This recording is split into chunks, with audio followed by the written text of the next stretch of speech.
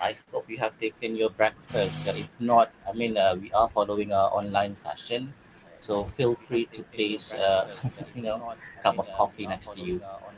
You can even, munch something if you want to, as long as you get to still focus on whatever that we are going to discuss today. Yeah.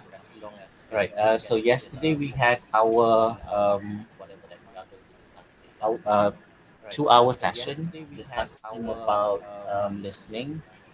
Um, um, we did not get to try all the five different parts. We tried only the first three parts, if I'm not mistaken. Is that right, Isaac? Yes. But I did forward the links to part 4 and part 5 audios to Dr. Cikgu Hajar. I hope she has shared the links with everyone lah. Yeah, if you haven't tried out part 4 and part 5, you may want to get the other links from Cikgu Hajar. Yeah. Hajar, are you here? I think I saw your name. Okay, right. Never mind. Let's begin. Um, Before I start sharing my slides, perhaps can we begin with Fatha? You want to Yes, sir. Can I introduce a little? okay. Bismillahirrahmanirrahim. Assalamualaikum warahmatullahi taala wabarakatuh, everyone. Before we start our session, let me recite the doa. May Allah is our programs today. Bismillahirrahmanirrahim. Alhamdulillahi rabbil alamin. Wassalatu wassalamu ala asyrafil anbiya'i wal mursalin wa ala alihi wa sahbihi ajma'in. اللهم افتح علينا حكمتك وانشر علينا من خزائن رحمتك يا أرحم الراحمين. ربنا اشرح لنا صدورنا ويسر لنا أمورنا واحلل عقدة من ألسنتنا يفقه أقوالنا. اللهم ارزقنا فهم النبيين وحفظ المرسلين وإلهام الملائكة المقربين برحمتك يا أرحم الراحمين. ففهمناها سليمان وكلا آتينا حكما وعلما وسخرنا مع داود الجبال يسبحن والطير وكنا فاعلين. يا حي يا قيوم برحمتك أستغيث. صلى الله على سيدنا محمد وعلى آله وصحبه أجمعين. آمين يا رب العالمين. بسم الله الرحمن الرحيم. الحمد لله رب العالمين الرحمن الرحيم مالك يوم الدين إياك نعبد وإياك نستعين اهدنا الصراط المستقيم صراط الذين أنعمت عليهم غير المغضوب عليهم ولا الضالين آمين. Assalamualaikum and a very good morning to everyone. My name is Muhammad Aizat Wajdi. I will be your MC for today. I hope all of you can put full of attention on our session today, because this is one of important part of the MUET exam. Without wasting any time, I give this session to Bro Haddi. Thank you very much, Isaac. Assalamualaikum once again, everyone. Allow me to share my slide with you. Is this big enough for you to read, Isaac? Or should Uh, I play the yes, slideshow? I try the slideshow. I think. All right. Is this better now, Isaac? I not see yet Is it? the present So it's the the same. slide. You can't Yes, see the slide. yes. Oh, let me try once again. Yeah, this is the problem with online session. I'll try once again. Sorry. Mm. Can you see it now? Yes, sir. I think you can Play the just zoom it slideshow. like Yeah. yesterday. Yes. Or should I enlarge it? Is this better? Just zoom it large. That's better. Okay, all right. Um, Before I begin discussing about MUET paper 4, which is writing paper, I would like to correct Isaac on one thing he mentioned earlier. Uh, I wouldn't say there's one important paper. There's one more important paper than the other. Yeah, because with the new format, the weighting is equal for all the four papers. Like I mentioned yesterday, with the new format, each paper carries 25% from the overall score. So I wouldn't really encourage students to actually say this paper is more important, writing paper is more important than reading or listening or speaking for the matter. Yeah, all the four papers are important, and you need to make sure you perform equally good in all the four papers. All right. Now, Alright, sir. let's go through some comparison between the old and revised MUET syllabus. Um, According to the older format, in task one, students were actually given report writing, whereby for question two, students had to somehow produce one extended writing. With the new format, task one has changed quite drastically from report writing to either letter or email writing. If you ask me about task two, I would say it's more or less similar. Okay, so the drastic change when it comes to writing paper will be the question one or the task one. Now, previously with task one, candidates were actually asked to write um, 200 word report. Yeah, because with the older format, the examiner would normally stop reading the report after the right at the 200 word. Meaning to say anything written after the 200 word won't be read by the examiner.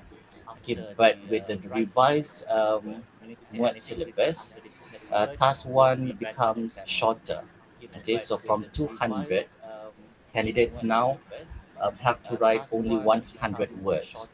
Okay, um,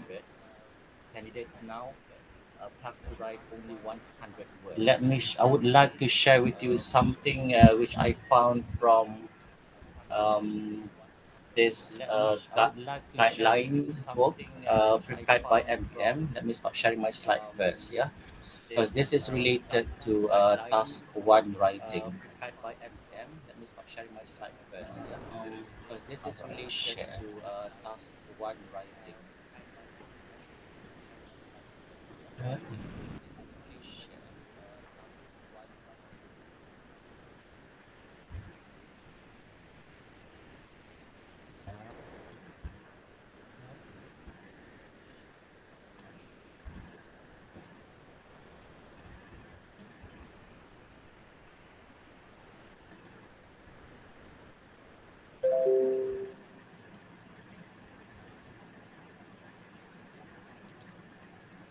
Can you see this, everyone? It says test or overview. Yes. Can, Yes, yeah? sir. Yes. Okay. Yes, earlier I mentioned about task one becoming shorter in terms of the responses required Yes, of the sir. candidates. You are now required to actually write in just 100 words. It says here, Yes, sir. yeah, something I found earlier.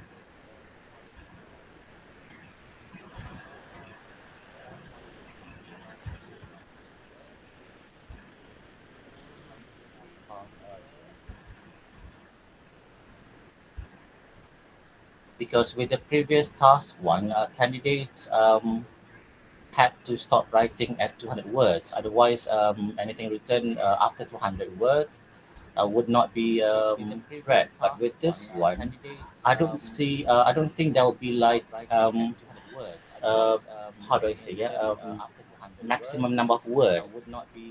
Okay, but you are to write a letter or email of at least 100 words, because earlier I came across something on whatever it is, the examiners would actually read the whole response that candidate writes. I can't find it now. Okay, never mind. If I find it later, I'll share with you. Yeah. But what I'm trying to say here is, with task one writing, it is safe to say you can write between 100 to 135 words. Okay. As far as word limit is concerned, you can write I wouldn't say as long. I can you can. I'm not saying you can actually produce a very long response. No, you have to make sure you respond to the email or the letter accordingly. Yeah, so the word is you need to respond to the letter or to the email accordingly, and you need to write at least 100 words. Make it 135 words maximum. Okay. Now, why do I advise you to make it 135 words maximum? Because you have to remember with the new format, okay, the duration of writing paper is now shortened to 75 minutes. Because previously, candidates had like 90 minutes to complete both task 1 and task 2. But with the current one, candidates have only 75 minutes. That's why even if you have like more idea to write on task 1, I would advise you to limit yourself to only 135 words, but then make sure within that 135 words you have actually responded to question 1 completely. Now, how do we respond to task 1 completely? We'll discuss about it later. Yeah. Okay. So we are now moving to the type of stimulus. Can you see this? Can you read this, everyone? Yes. Yes, sir. Okay. Now, with the previous format, stimuli are given in the form of charts, graphs, and tables. I suppose if you Yes. Yes, sir. sat for MUET before this, you would know that was the kind of stimuli given to the candidates. Yeah, but with the new one, stimulus is given in the form of a letter or an email, depending on the sessions. You might receive either an email or letter, either one. You won't be getting both at the same time. I know. And then following the letter or the email, you will also be getting some 3 to 4 notes on the letter or email. So your response later will have to be based on the 3 to 4 notes given. Okay, again, the 3 to 4 notes given should be your guideline as to how you should go about responding to the letter or email. All right, meaning to say, in that sense, the content for task 1 writing is already determined. You just have to make sure you respond to the 3 to 4 notes given, and supposedly you should be able to actually respond to the question completely. Yeah. All right. Now the next one, the duration. I have mentioned this before. You have to somehow be real observant with the time, simply because you have 2 different tasks to complete. Yeah, you cannot be spending too much time on task 1, or else you won't have ample time to actually complete task 2, and vice versa. Okay, but with the new format, um, you now have only 75 minutes in comparison to 90 minutes in the previous format, according to the previous format. And when it comes to weightage, as I mentioned yesterday, all the four different papers they now carry equal percentage. Uh, that therefore and yeah, and that equal percentage is actually 25%. Okay, so basically this is the task specification for task one. Yeah, task one specification. Now, considering you have only 75 minutes to actually complete both writing tasks, it is suggested that you spend some 25 minutes on task one. Okay? If you're able to actually complete task one in just 20 minutes, because it's only 100 words, right? That would be even better because that would mean you have like extra 5 minutes to be spent on writing task two. All right. So, what else do I need to mention here? So, we talk about the possible kind of questions. It's either letter or email. Okay, so the task may result in writing at a level between A2 and C1. Okay, let me share with you a few writing one tips before we actually go through some one sample, a few sample of task one writing. Yeah, so you really need to understand the task. Okay, and please use the notes given and write on point in a suitable note, formal or informal. So whether or not to use formal or informal tone, that would depend on the kind of email or letter that you'll be getting. Okay. Um, Isaac. Isaac. Isaac. Yes, sir. Okay. Yes, sir. I'm Isaac, here. have you shared the file I forwarded to you earlier? I shared to. Yes, sir. Yes, sir. Can I present on this No, let me unit share the or question no? paper first. Isaac, wait, yeah. I shared Um, to. Yes, sir. Can I present sample, on this sample, unit writing or paper. Okay, I am sharing with you one sample of I call it simulation paper. Okay, wait, yeah.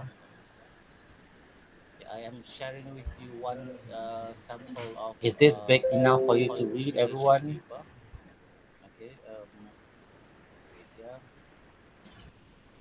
Can you read this? yes, sir. Okay, so this is sample of task one. The instruction says you are advised to spend about 25 minutes on this task. Yes, sir. Your classmate Armani was absent from school because he was sick. With an email from him asking about the school camp which he missed. So this particular email is received from Armani. The subject is, "Oh, I missed the English camp." So let's read the content of the email from Armani. Hi, how was the school English camp? I feel very sad that I could not join the camp. So if you notice, there's an arrow here, right? Right after the word camp. Can you see the arrow? Yes, sir. You see. Okay. So when you respond to the first line, you will need to use this note given. Yeah. Uh, when you Yes, reply sir. to this You see. email, you have to somehow tell Armani that you are actually doing great. Okay, you need to somehow, when you write the response email, you need to somehow use whatever notes given here. Isaac, can you see my cursor moving down? Yes, yes. I see. Okay, Moving. right. Let's go to the second line. I heard that there were lots of fun things to do at the camp. What was your favorite activity during the camp? Yes, yes. Okay, I so see. in this Moving. case, Armani is actually asking for your favorite activity as the one responding to the email. Yeah, so you will need to somehow describe the activity that you did or you had when you were at the camp. All right. And then the third line says, I also heard campus had to share tents. Did you like it? So in this case, the note given is no, you did not like to share tent, the idea of sharing tents, and then you will have to somehow justify.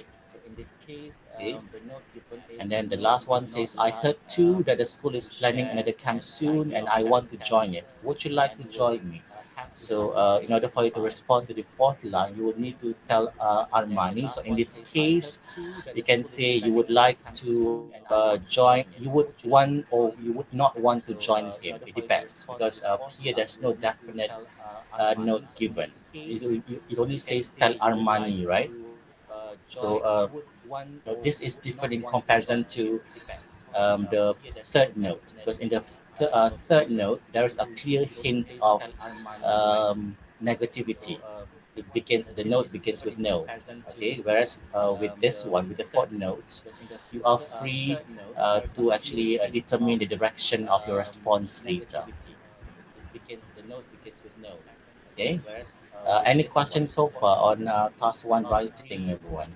To actually determine the direction of your response later. No, sir. Everyone, It's okay. are we Clear. still sleeping on Saturday? No, sir. Bangunlah. Okay, No, sir. Aizat, It's I okay. believe you have shared the file, Clear. kan? Mana the files, Aizat? No, Apa? sir. Ah, Okay, earlier I have shared this one file containing a few sample answers for task one. Can you please do me a favor, everyone? Spend some apa? 10 minutes to Ah, study those few samples.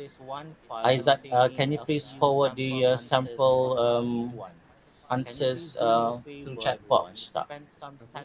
hmm, checkbox Will it be ni possible? dia rasa tak boleh.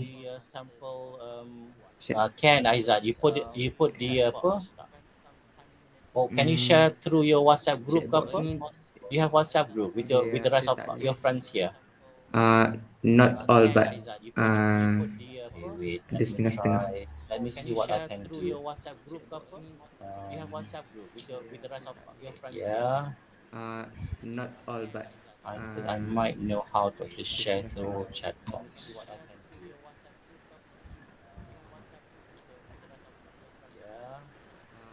Not all but I might know how to actually share through chat box. No, no. It's good that you're sharing, Aizat, but I would want your friends to actually spend their time to read on their own because we read at a different pace. Kan? Let me try first whether or not I can actually share through what chat box.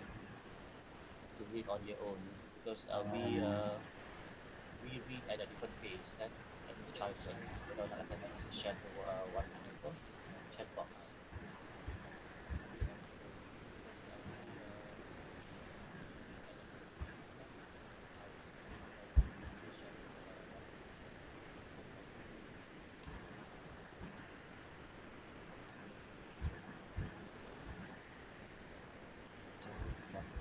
Files.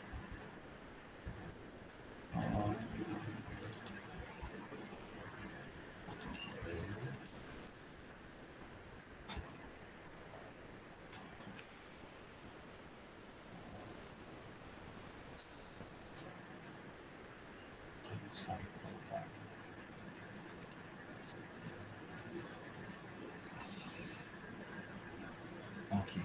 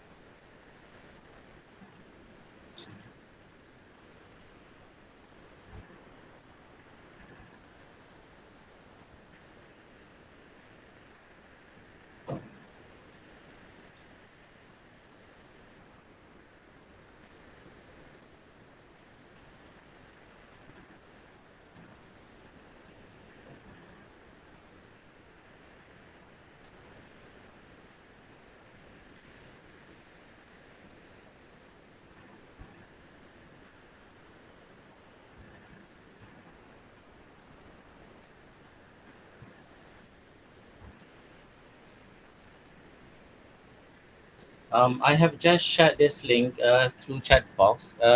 Can you please try opening the link, Isaac?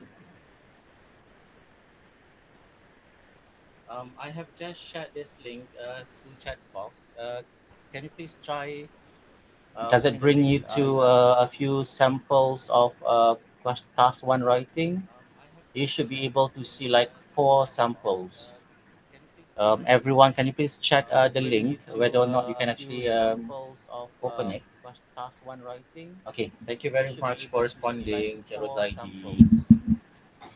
Everyone, can you please check the link whether or Okay, not you can actually everyone, can you please open spend it? like a few minutes time to actually read Thank you through the very much for samples? responding, Will this Junaidi. in a while? Yeah. Everyone, can you please check the link whether or Okay, not you can everyone, can you please spend like a few minutes time to actually read Thank you through the very much for samples? responding, Will this Junaidi. in a while? Yeah. Everyone, can you please check the link whether or Okay, not you can everyone, can you please spend like a few minutes time to actually read Thank you through the very much for samples? responding, Will this in a Junaidi. while? Yeah. Everyone, can you please check the link whether or Okay, not you can everyone, can you please spend like a few minutes time to actually read through the samples? Will this in a while? Yeah. Okay, everyone, can you please spend like a few minutes time to actually read through the samples? Will this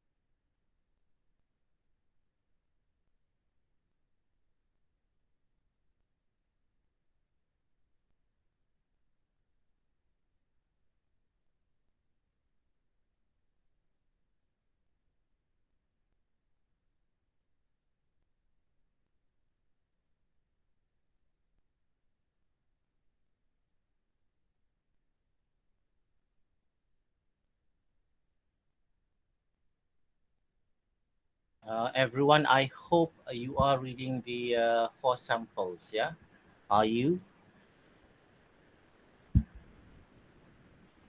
Yes, sir. Okay, great. Everyone, I hope you are reading the four samples. Yeah, are you? Yes, sir. Okay, great. Everyone, I hope you are reading the four samples. Yeah, are you? Yes, sir. Okay, great. Everyone, I hope you are reading the four samples. Yeah, are you? Yes, sir. Okay, great.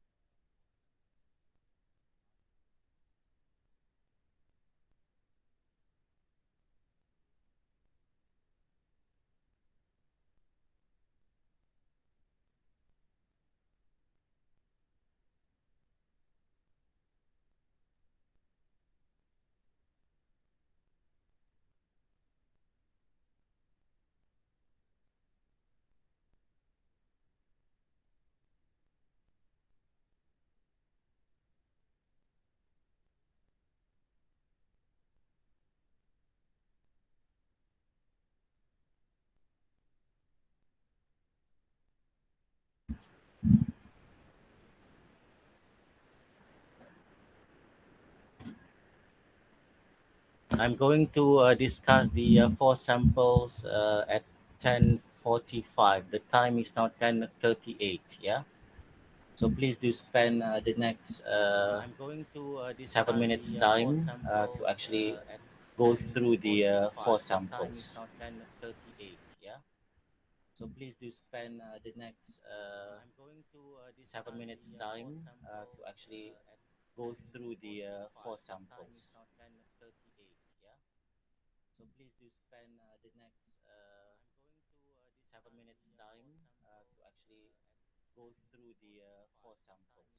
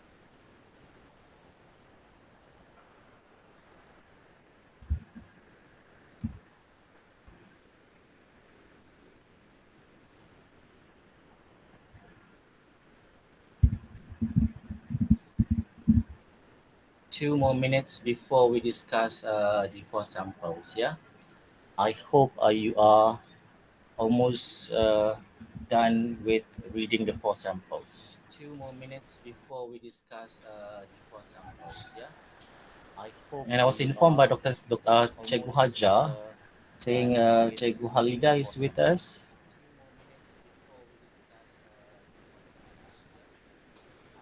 And I was informed by Dr. Cikgu Hajar saying Cikgu Halida is with us. Yes, yes, I am. Cikgu Halida, hello. Hello. Did we meet last year when we attended when we had a physical workshop? Yes, yes, we did. Cikgu Halida, In the hall, right? oh yeah. So I remember meeting two of you, I guess. When we had a physical workshop. Hopefully next year onwards we can actually conduct a physical workshop once again. Yes, hopefully. Kind of miss the presence of having the presence of people. Okay.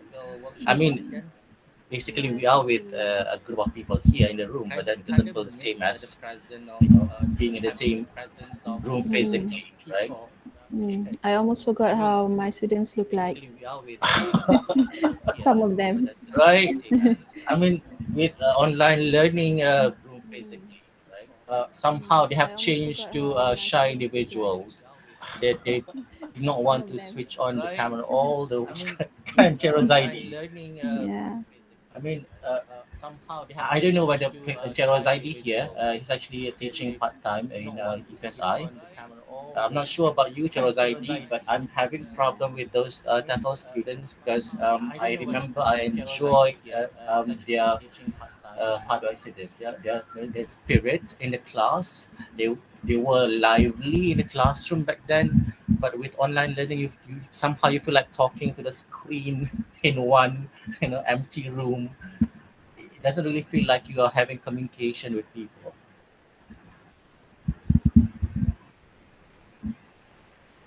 So how are they, Cherozaidi? Cherozaidi switch on like camera. Can even respond to us verbally. No worries. Same case. Quiet. Right. I mean, if this is a normal physical classroom scenario, you can always award them with candy just to encourage them to participate. But with online learning, how would you encourage students to participate?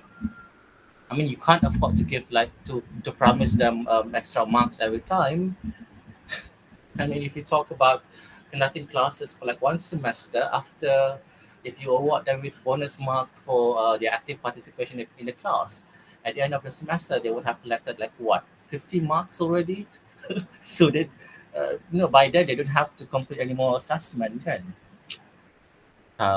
Okay, all right. I'm sharing this sample now, everyone.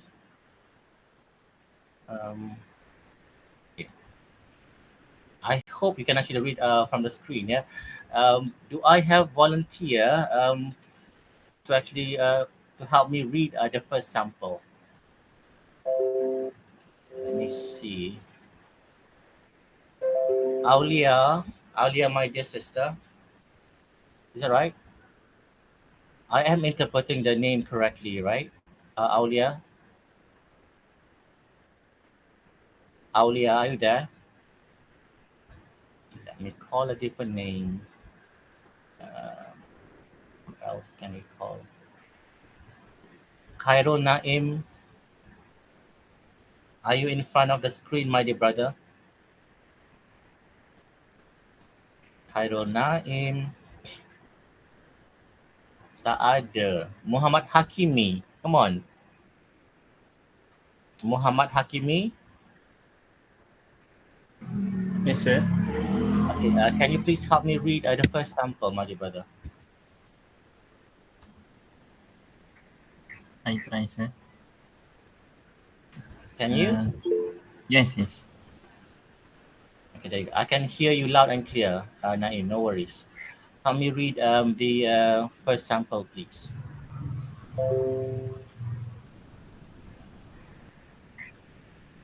Sample 1. Yeah. I'm showing it on the screen now. Hi, Armani.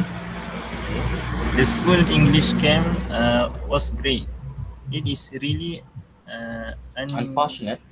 unfortunate of you being unable to attend the camp, as many activities went on and all the attendees had a great time. There were several activities that went on during the camp, such as spelling competitions and English workshop. The spelling competition had really lifted up the mood among us. The prizes were given to the winners. We were divided into groups in order to join the competition. Difficult words were asked and they the meaning Explained. explained the meaning after each word was spelled, which us Laos. allows us to have more words and expand our vocabularies. The English workshop also uh, Emphasizes. emphasizes on widening our vocabularies, and they introduce several ways of writing a decent essay. Right. Personally, I prefer the competition more than the workshop session. To answer your questions, to answer your question, no, it was not comfortable at all, as most us have to squeeze among ourselves. It's been a hard time for us to lie down comfortably, let alone falling asleep. I will join you for sure, as I gain a lot of knowledge from the camp too. See you there. Okay, all right. There. So in this case, after reading this sample, what do you think about the full response? Does the writer of this sample responded well to the all the four notes given? Cikgu Haja, what do you think? Or Cikgu Halida? What is it again? Again, what do you think about the whole response, the whole email? Does it reply? Does it respond to the four notes given earlier? I think so, yeah. Yeah, Yes. Quite elaboratively. Come again? I think the students responds quite elaboratively with some Yeah, examples. yeah. If you consider only the content, I would say the content is quite rich. Yeah, but of course, if you were to really scrutinize this email, there are actually errors here and there when it comes to language. Yeah, but yeah, overall, response-wise, in terms of content, this is a good response. Okay, but then of course, when you talk about any language test for that matter, normally each candidate will be evaluated from two different aspects. One is of course the content, and the other one is language. Okay, in order for you to actually perform good in one writing test or language writing test, you will need to somehow display both good content as well as good language. Yeah, because from my experience marking, I remember there were students who I'm talking about marking the previous format. Yeah, but when it comes to writing, I think it's more or less the same. I remember marking quite a number of scripts in which the content was rich. The content was actually put at a higher band, but then since the language was a little poor, and let's say for instance, yeah, the content was in band four, for instance, or band five, for instance.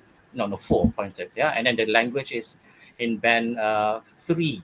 Okay, there is a high chance whereby when you average when you calculate the marks when you go with the average mark, the overall band for marking will go down to either high band 3 or low band 4.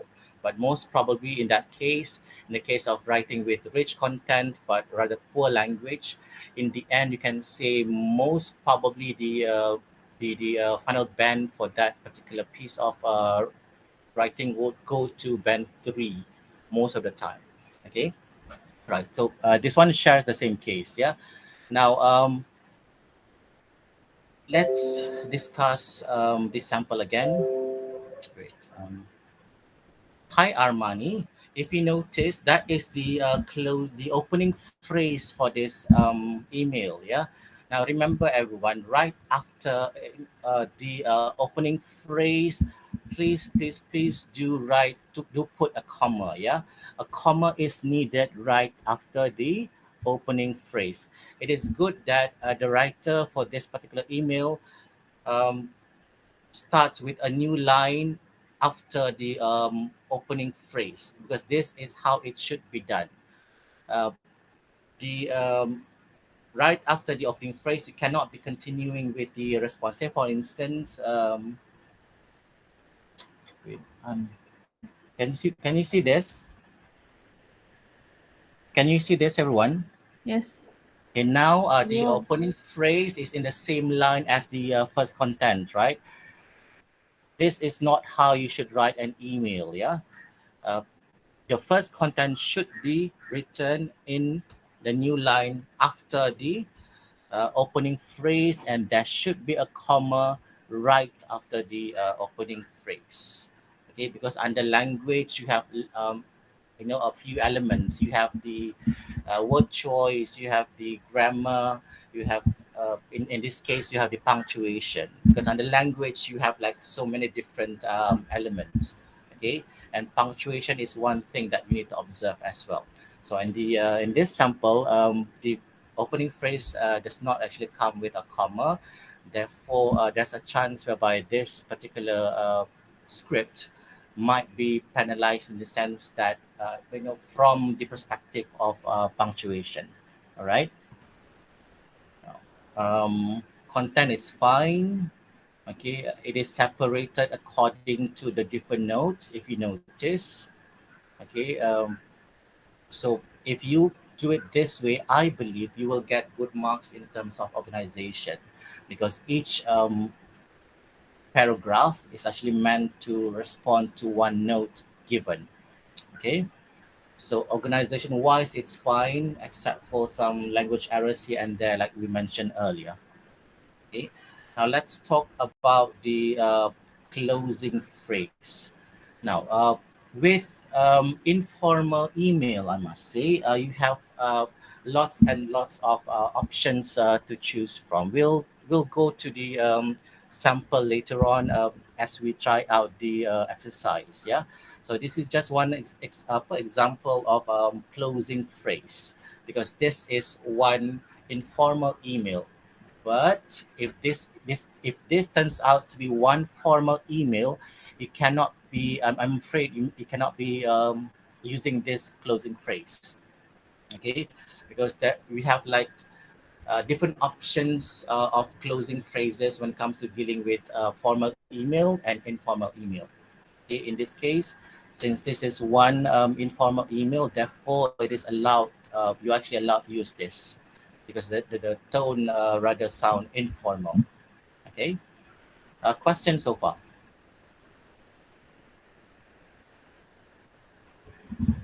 Question so far. No, sir. It's clear. Okay. Let's discuss another sample.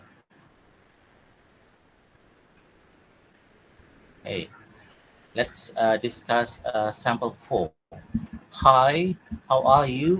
The school English camp is good. I same with you because I feel very sad that you not join the camp. The camp is very great because the camp have many activities. For example, the hiking, swimming, and all. No, because I would like to share tent with you other the activities. The activities is very good to yourself because can improve your stamina, concentration, and all. The activities can make your responsible activities. Of course, I like to join the camp. See you, Sharifa. Now, at a glance, you can say this whole email does respond to the notes given, right? Do you agree with me, everyone? Yes. Yes, sir. Okay. Okay, so content wise, it is there. Okay, despite the quite heavy language errors. Yeah, uh, I would say content is there, but is it sufficient? What do you think,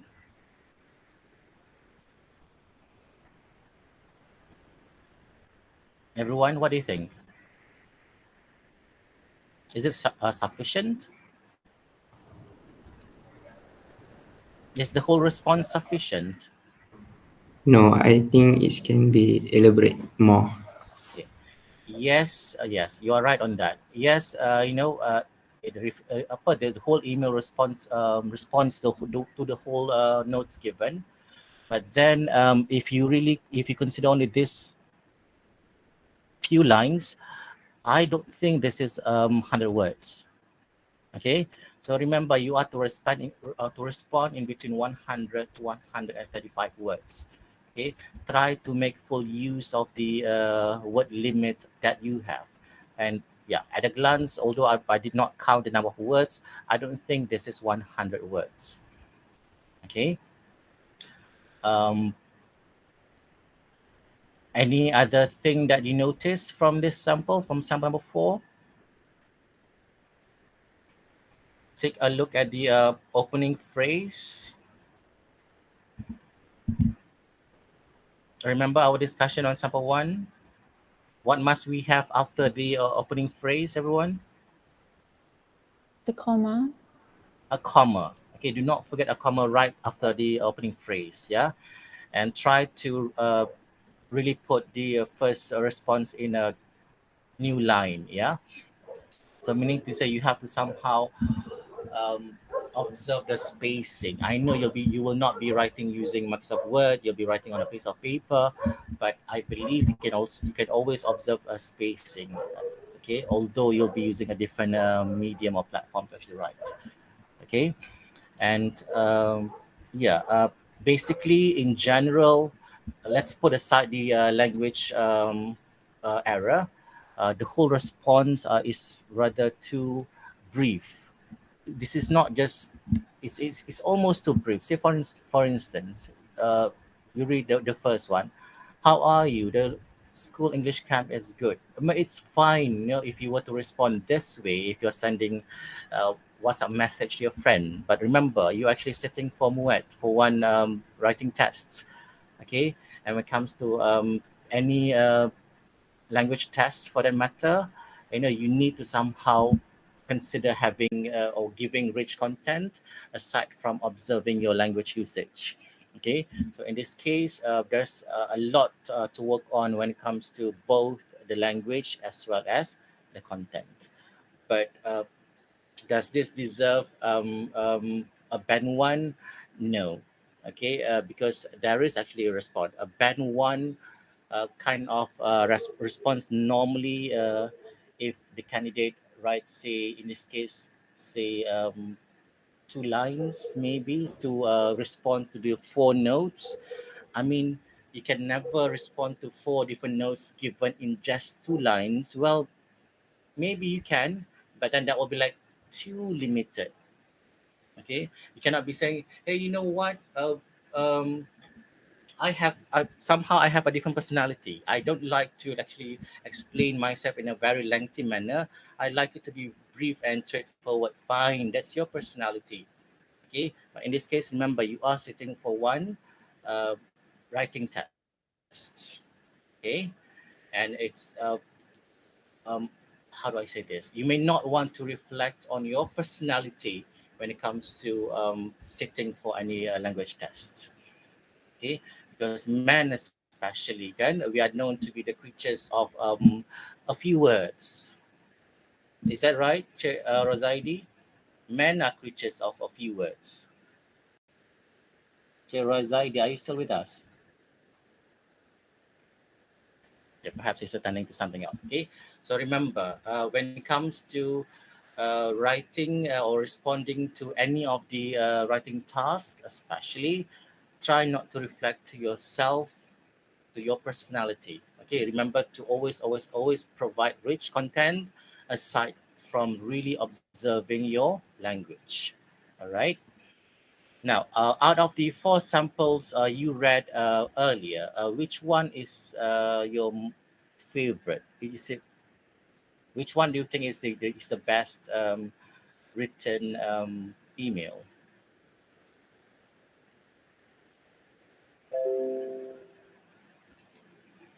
Well, The first one, definitely. the first one. Okay, let's see. Why do you choose the first one, Cikgu Halida? I just call you Halida lah kan? Okay, Halida. Eh, Uh, by the way, Halida, yeah, are you doing your masters now or PhD? I've just started my master. Baru first semester. Baru habis first Mana? semester. UPM. So, eh, do you live somewhere in Bangi ke? No. I live in right now. I live in Selayang I right see. now. All right. Mm. Okay. So, Uh, Halida prefers the first sample. mhm. Okay. Because I think first they are the descriptions is more detailed. Okay. Okay, and then the student use some how to say linkers like personally, so it shows that it's more it sounds more natural lah. The Okay. language use is more natural. Okay. All right. Mm. So you won't be considering the other two samples when it comes to the best email written. What about Uh, sample three? Sample 3 is good as well. Okay. Okay. This version has more examples in terms of the what they did at the English camp pun okay juga this one. Okay. Mm. All right. So it's either one or three, but if Mm. you consider the whole thing, sample three is with lesser language error. Is that right? Yeah. Okay. So, but it does come, but this is not one perfect piece of writing, yeah, because there are actually errors here and there. Like Mm-mm. for instance, after the opening phrase, the candidate forget to actually put a comma, Mm. right? But where explanation or where content is concerned, this is slightly richer. Okay, in fact, if your concern is on linkers or markers, I believe this one has uses more linkers. Say for instance, we have here also, Mm-mm. have but, another but here, lastly, you know, thus, those are linkers. Okay, Mhm. now everyone, Cikgu Halida here is right. Okay, linkers or transitional markers or connectors, because they're called by different names, and in fact some of them are actually categorized into different groups. Yeah, basically the function of these words are to actually link or combine or compare or contrast ideas or two or more ideas, okay, depending on the context of the writing. Now linkers would be one element that you need to observe or you need to master when it comes to writing, because when you talk about producing one lengthy piece of writing, there is no way you'll be writing only about um, one item or one thing. Okay, even if you are talking about just one item, I believe you'll be talking about the different aspects of that item. Okay, therefore, in that case, you will need to somehow use linkers. Linkers would be something that you cannot avoid to use when it comes to producing lengthy, complex writing, especially. Okay, but of course, when you talk about constructing or narrating one short sentence, there is a high chance whereby you may not need to use linker. But here we're not talking about sentence level anymore. We're talking about paragraph level, right? So any paragraph in that, for that matter, in that sense, will need to use linkers in order for in order for the ideas to actually to flow smoothly. Okay, in that sense, you can say linkers, transitional markers, connectors, they do help with you um, arranging the development of the idea. Okay, uh, perhaps after today's meeting, if Cikgu Halida and Hajar can actually have one intensive class on connectors, because with your students, yeah, because I noticed this is one of the problems candidates have when it comes to writing. I mean, using let's not worry about using low frequency words as for now. Okay, let's just focus on the basics of writing. to me, even if you're not able to actually use low frequency words, as long as everything is there, the development, basically, what else? The coherence is they are in place, then that should be more than fine already. From my experience marking, even if you don't use that many low frequency words, if you have all the elements, I think at least band 4, you should be able to get band 4 easily. Band 4 should be in your hands already by just using, I know, some simple words. But then, that is only from the perspective of words lah. As I mentioned earlier, your structure needs to be a little complex. I mean, naturally, if you develop one lengthy paragraph, kan, uh, you won't be writing simple sentences anymore.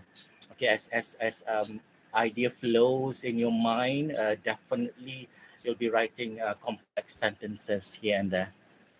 Okay, all right. So yeah, again, Halida here, our Sister Halida prefers the first sample. Well, I myself prefer the third one because content-wise, as I said earlier, it's richer, and this one somehow the flow is smoother because it uses more connectors in that sense, right? But if you compare the four samples in terms of responding to the task, all the four responded to the task. Yeah, there is no such thing as having a off-tangent kind of response in any four of the samples. Now, off-tangent here, everyone would mean whatever response, whatever writing that you produce, somehow they do not answer the question. Okay, that is what off-tangent mean, yeah? So in the case of the four samples, there is no off-tangent sample. Okay, all the four responded. It's just that there are actually different quality to the responses. Okay, if you compare all the four samples. All right.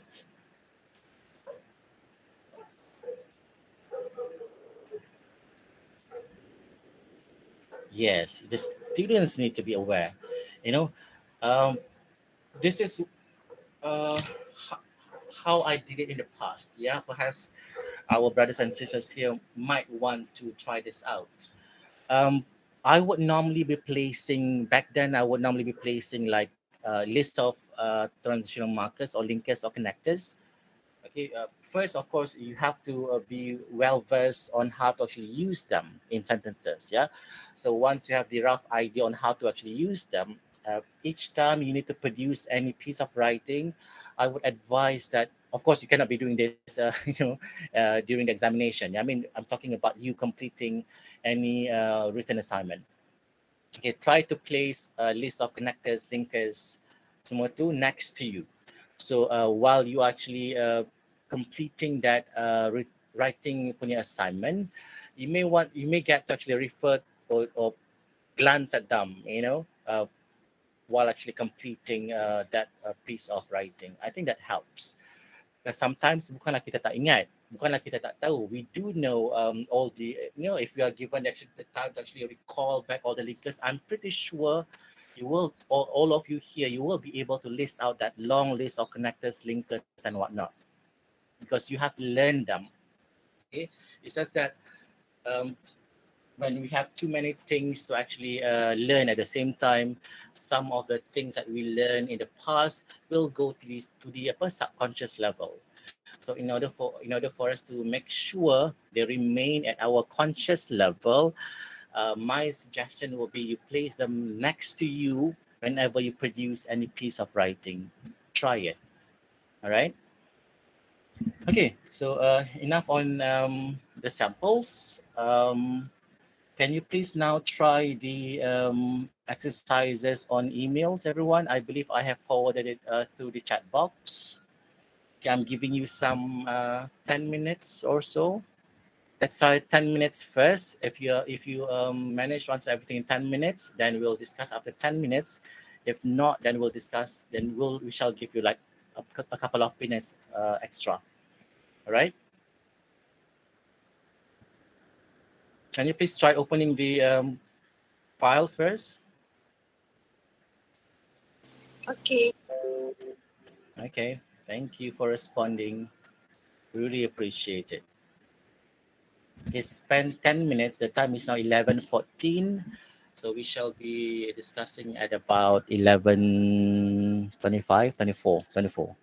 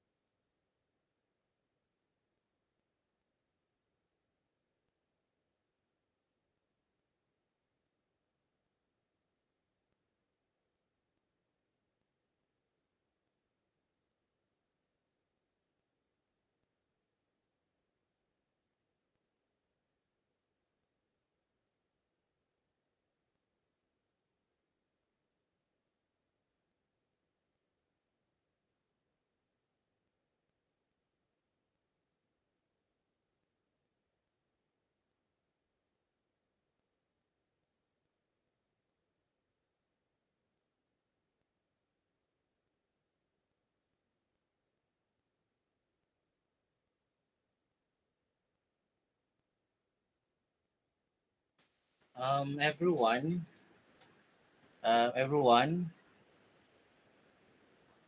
are Yes, you sir. trying out the exercises? Yes. I just noticed there are some errors actually. Can you please um, correct the errors before you continue? Are you done with answering the exercises? Not yet. Not Isaac, yet. Not yet. Not yet. help me correct a few parts first. Yeah, Yes, you can. I'm showing you the page now. For this part, the first one, can you please change it to two with single O, not two with single double O? Yeah.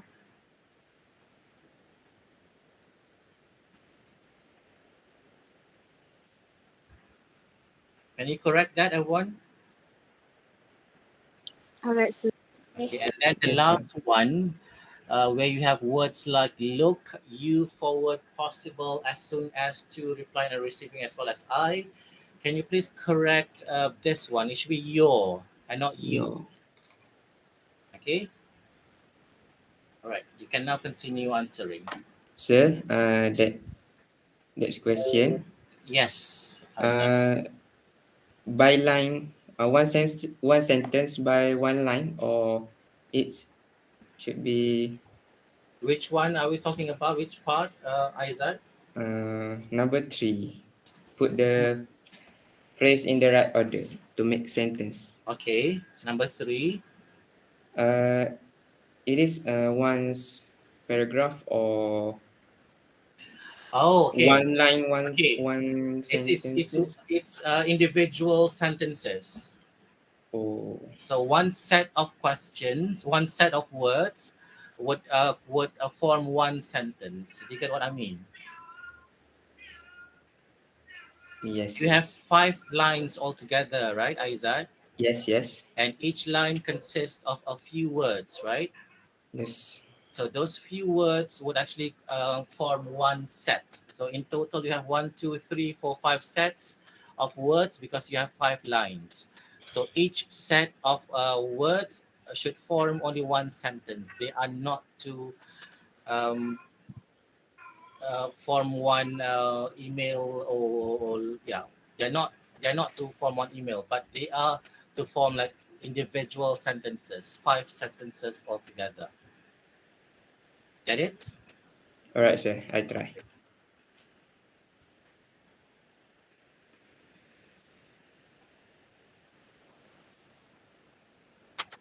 Aja, can you now talk? Right.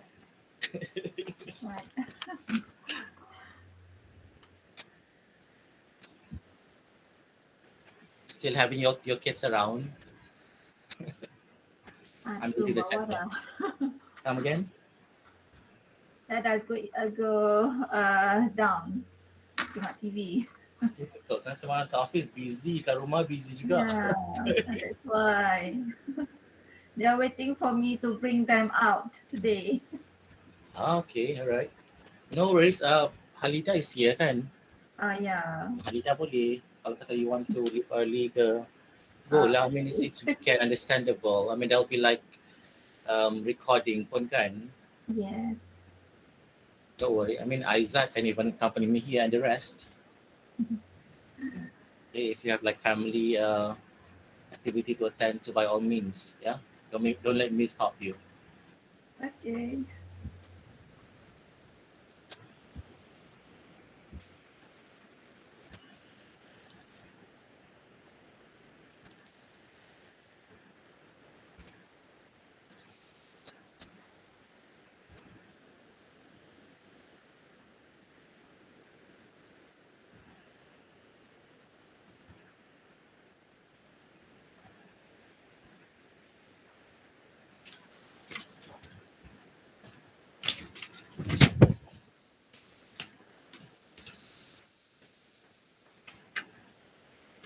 Mr. Haddi, can you share your slide with us today?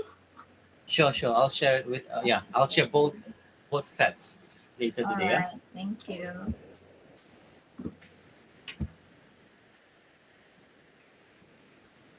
Isaac, Can you please let me know once you are done answering? So I suppose once you are done, that means the rest should be done answering as well. The benchmark is now Aizat lah.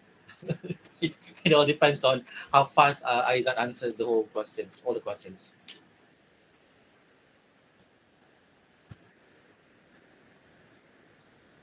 No worries, Naim. Oh, Naim has left lah.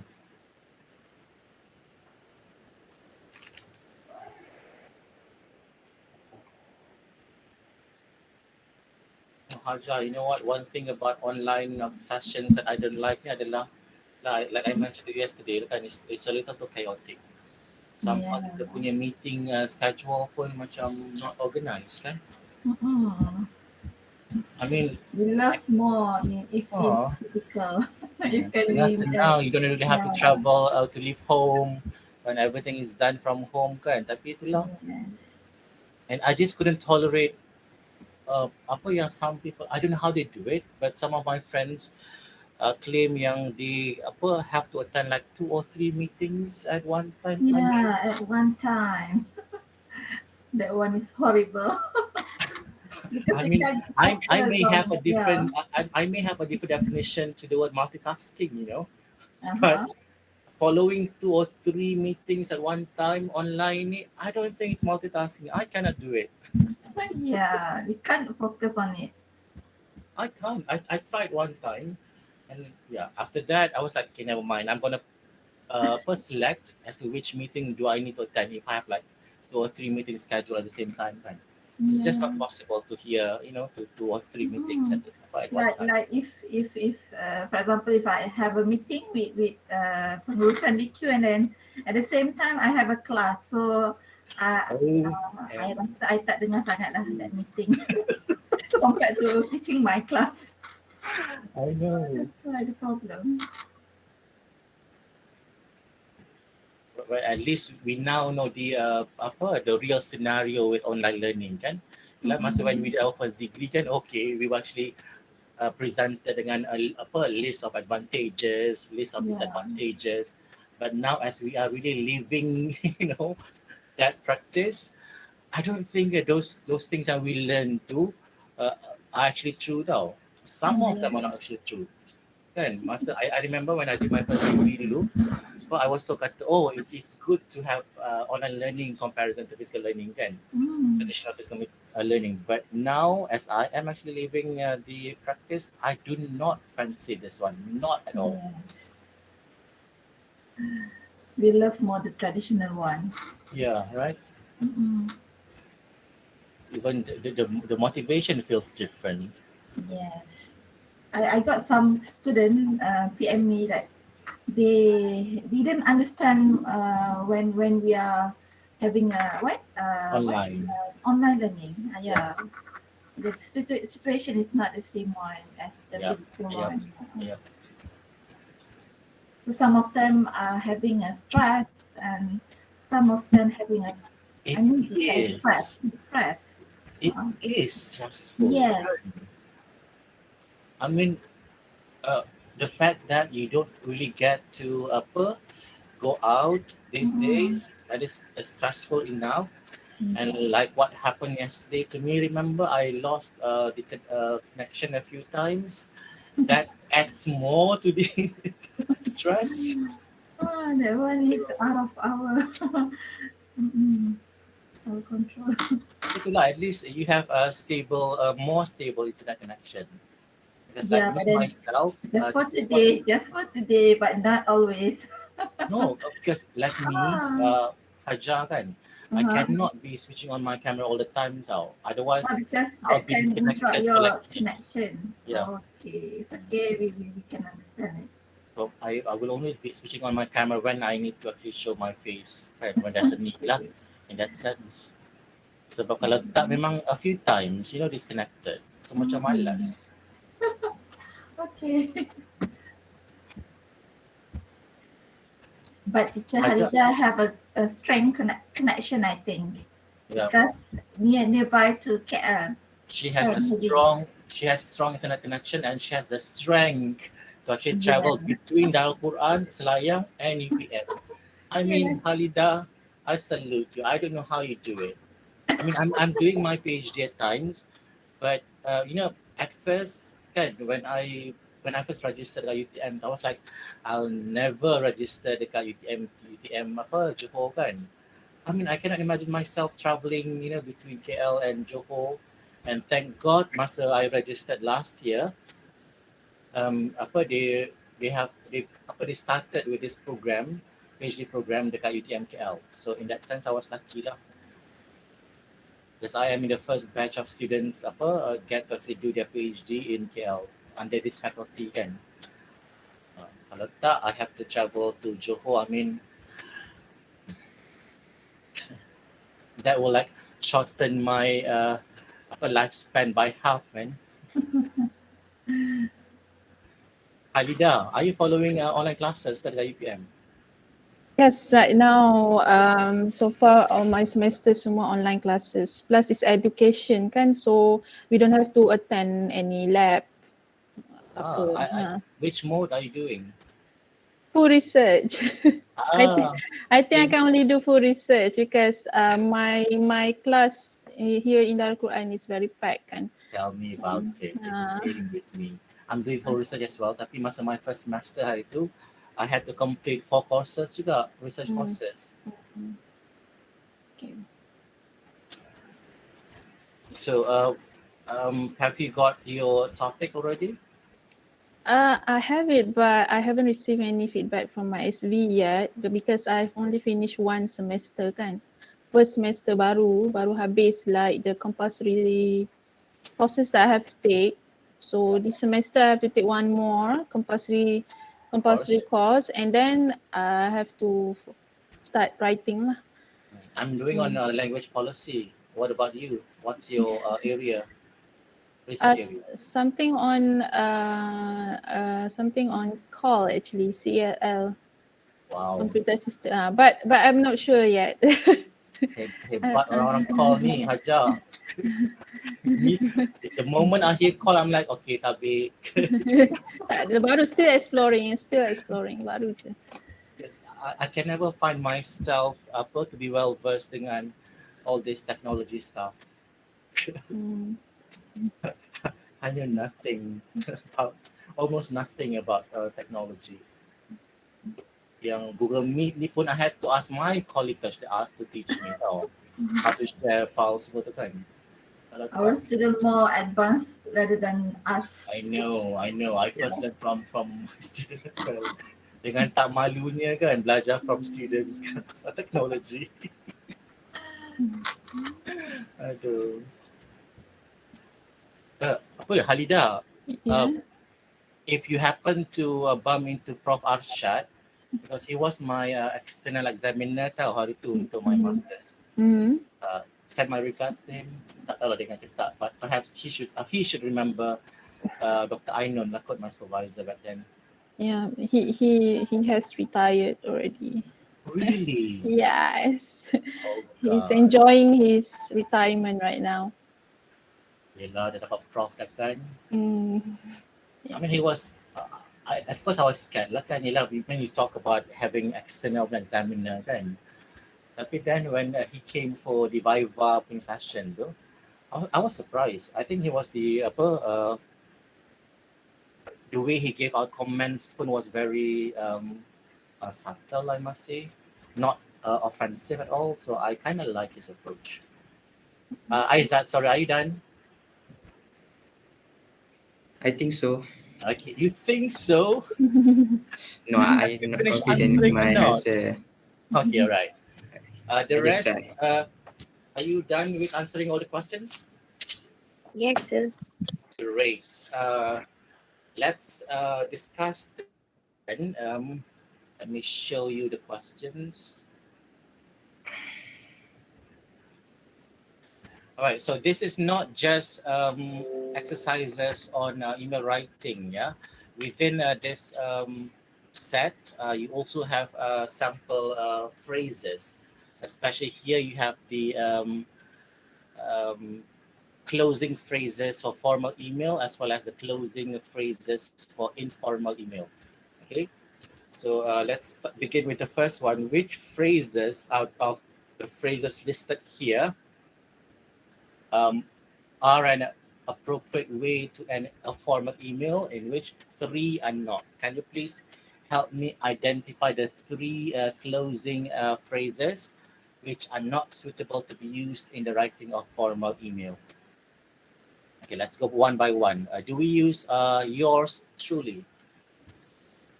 Can we Yes. use yours truly? Yes, we can. Then we can actually use yours truly to end our the writing of any formal email. Yeah. Can we use with best regards? Yes. Okay. Yes. What about for your information? No. No. Okay. This is not a suitable closing phrase. Yours sincerely. Yes. Okay. For attention of. No. No. Best wishes.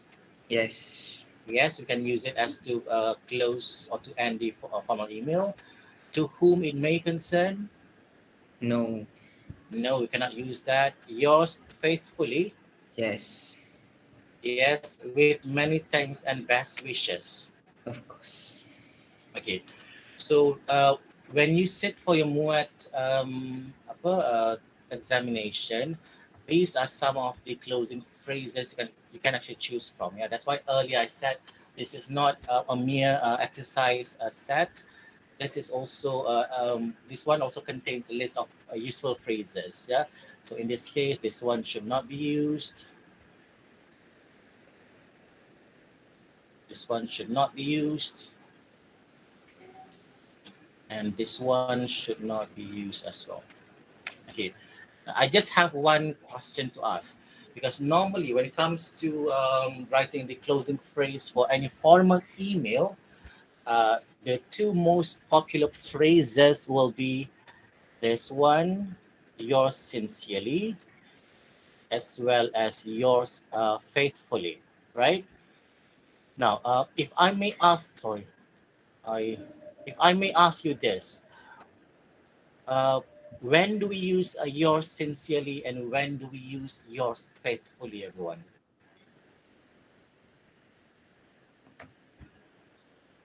Mm, Well, do you know when do we use yours sincerely or when to use yours faithfully?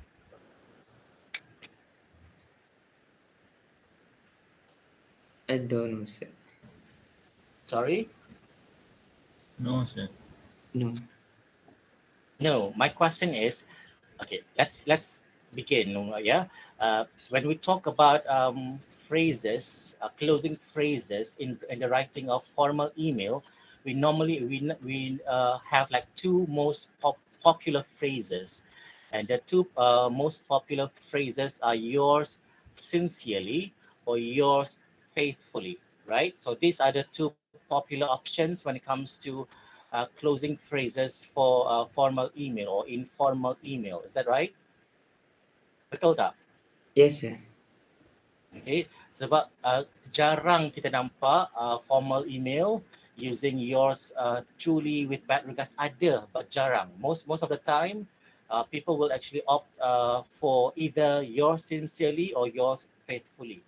But then these two are not to be used interchangeably. Yeah, there are actually some rules when it comes to using each. My question is, do you know what are the rules? Yes or no? As simple as that. Come on, you won't be penalized for answering No. no, but I would like to know your answer. No, Okay, sir. good. Okay, I'll tell you. Okay, if you decide to use yours sincerely, my dear brothers and sisters, you need to make sure you know the name of the recipient. Katalah Aizat, you want to send one formal email to one company, okay? Make sure you know who the person, the person, the name of the person who's going to actually receive your email, okay? Let's say if you are writing to Ahmad Aiman, for instance. So in your email, you'll be writing as in, Dear Ahmad Aiman. So in that case, if you know the recipient of the name, the recipient of the email, then you use yours sincerely. Okay, but let's say you intend to write to a company in which you are not sure of the name of the recipient that you decide to use dear sir or dear madam, okay, for that kind of email, you are to use yours faithfully. And sometimes kan with the right emails, sometimes we write the name, the exact name of the recipient kan, sometimes we just write it as in dear sir or dear madam. Betul tak? Betul tak? Aizat, is True. that right? Yes. Yes. Okay. So kalau lah kata our email begins with dear sir, dear madam, tak ada nama penerima, you are to end your email by writing yours faithfully and no longer yours sincerely. Okay? Boleh faham? Faham. Understand. Okay, great. So please do not switch the two, yeah, because they are not to be used randomly. Again, if you know the name of the recipient, then you are to use yours sincerely. But if you're not sure of the name of the recipient, if you're sending one perhaps quite random email, then you are to use yours faithfully. All right, so differentiate the two, yeah. Tapi kalau kata you don't want to use any two of the phrases, tak apa, you can always switch, go for yours truly ke, best wishes ke, with many thanks and best wishes ke, boleh, acceptable. Okay, in this case, yes. In this case, thank you so much, Haja. In this case, kalau kata you decide to use with many thanks and best wishes, this is just my personal opinion, all right? I would actually give you an extra mark for that simply because you use a different closing phrase. Because normally when you talk about closing phrase, ni memang ramai yang akan guna either yours sincerely ataupun yours faithfully. Okay, but again, those are the other options that you have when it comes to closing phrases in formal email. All right. Now let's move on.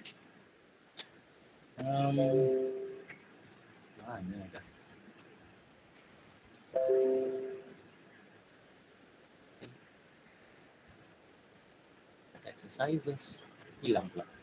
Sorry everyone. My mouse is acting crazy. Astaghfirullahaladzim. Okay.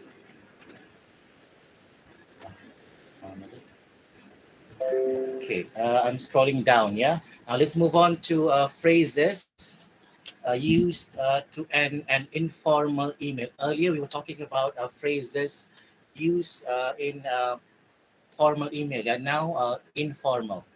Okay, out of the list we have here, which one or which three are not suitable to be used in informal email? Can we use regards? Yes. Can we use, yes, we can use regards. Thank you for responding. Can we use cheers? Yes. Yes. Okay, can we use hi again? No. No. Okay. Boleh if this is the opening phrase, but then this is we are talking about the closing phrase. So this one is not closing phrase, yeah? So cancel this one.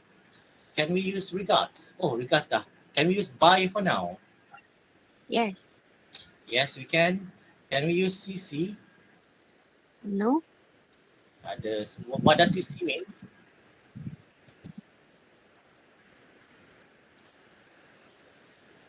Definitely it's not carbon copy kan? Okay, what about with best wishes? Can we use it? Yes.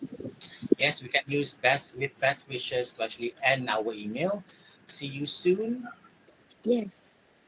Yes. And what about how are you? No.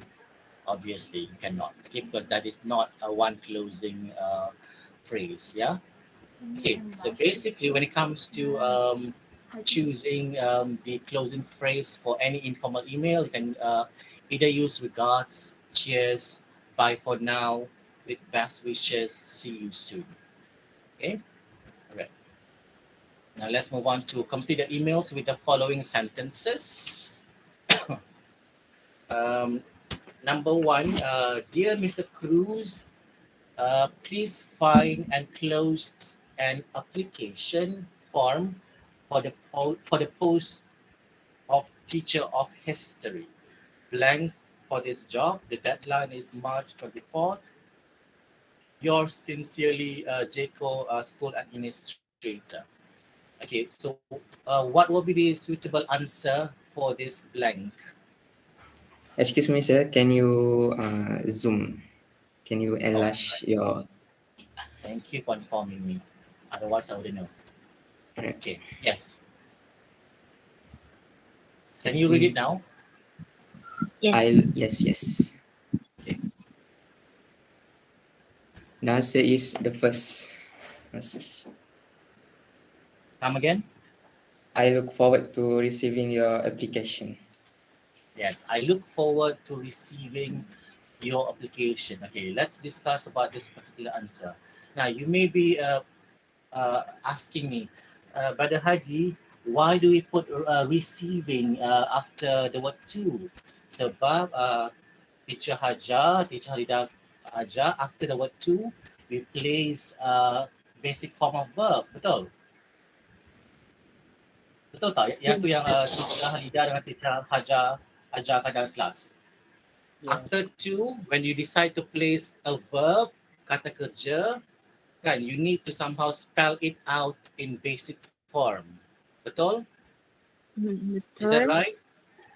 Hamba kalau tak ingat, marah Cikgu Hajar dengan Cikgu Halidah kat sini. Dah penat ajar, tak nak ingat. Betul tak?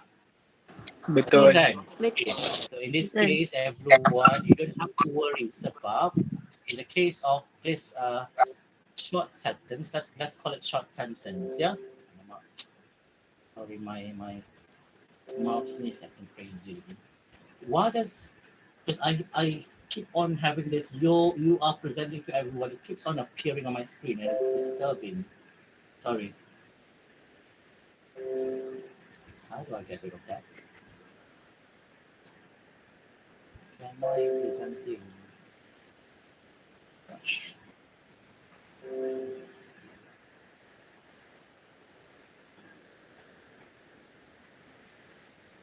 Wait, yeah, everyone, I'm trying to go back to, okay, all right. I'm here. You are still seeing the same file, kan? Yes. Yes. Okay, so in this case, the word receiving is not a verb, yeah, my dear everyone. In this case, receiving is actually a noun. Okay, so if you decide to place a noun after the word to, the noun can actually be can also be spelled out in other forms other than the basic form. Okay, but if you decide to put a verb right after the word to, yes, verb has to be spelled out in basic form. All right. The answer for number one, you are correct, is I look forward to receiving your application. Okay, now since we are discussing this one, I would like to bring your attention to the word enclosed. I actually took this sample from the internet. I did not notice this previously, but I am now discussing this with you. Now, this is an email, right? Everyone? Yes. Yes. If you talk about an email, or the writing of email, how do I say this? There's another word which is there's a synonym for the word enclosed, yeah, and the word I believe is attached. Let me type it up here.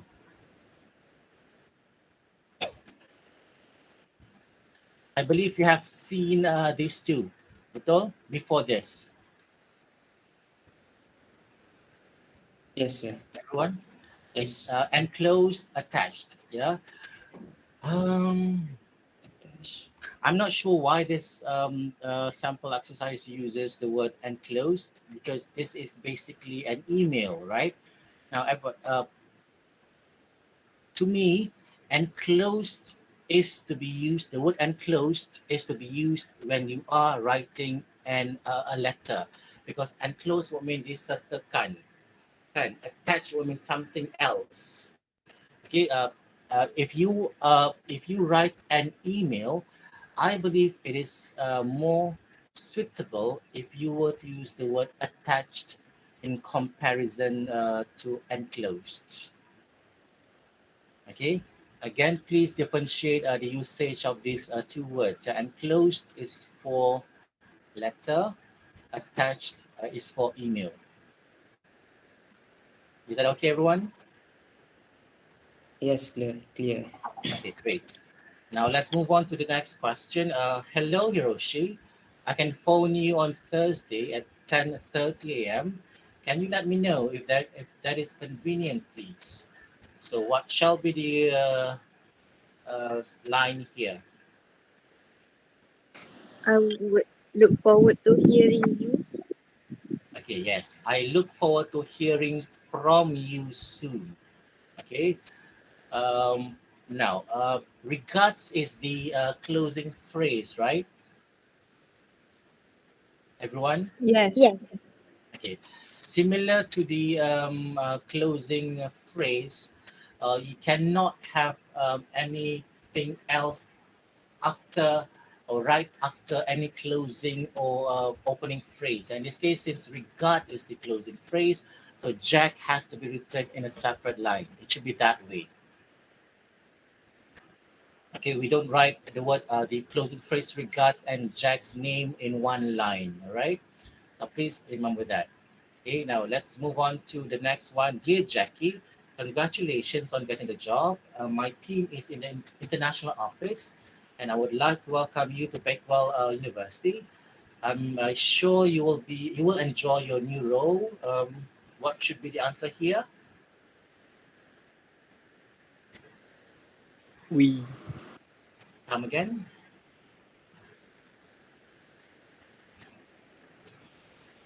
We look forward to working with you. Ah, it should be. I look forward to meeting you. Best wishes. Okay, and then the last one, dear Mrs. Kapusta, I'm writing to confirm our appointment in my office on Tuesday, January 28th. Please report to reception when you arrive and they will direct you to my office. I hope you have a safe journey and we look forward to working with you on Tuesday. Yeah? Yes. Yeah. Okay. Now, uh, I have given you the answer. Can you tell me what's wrong with the last email?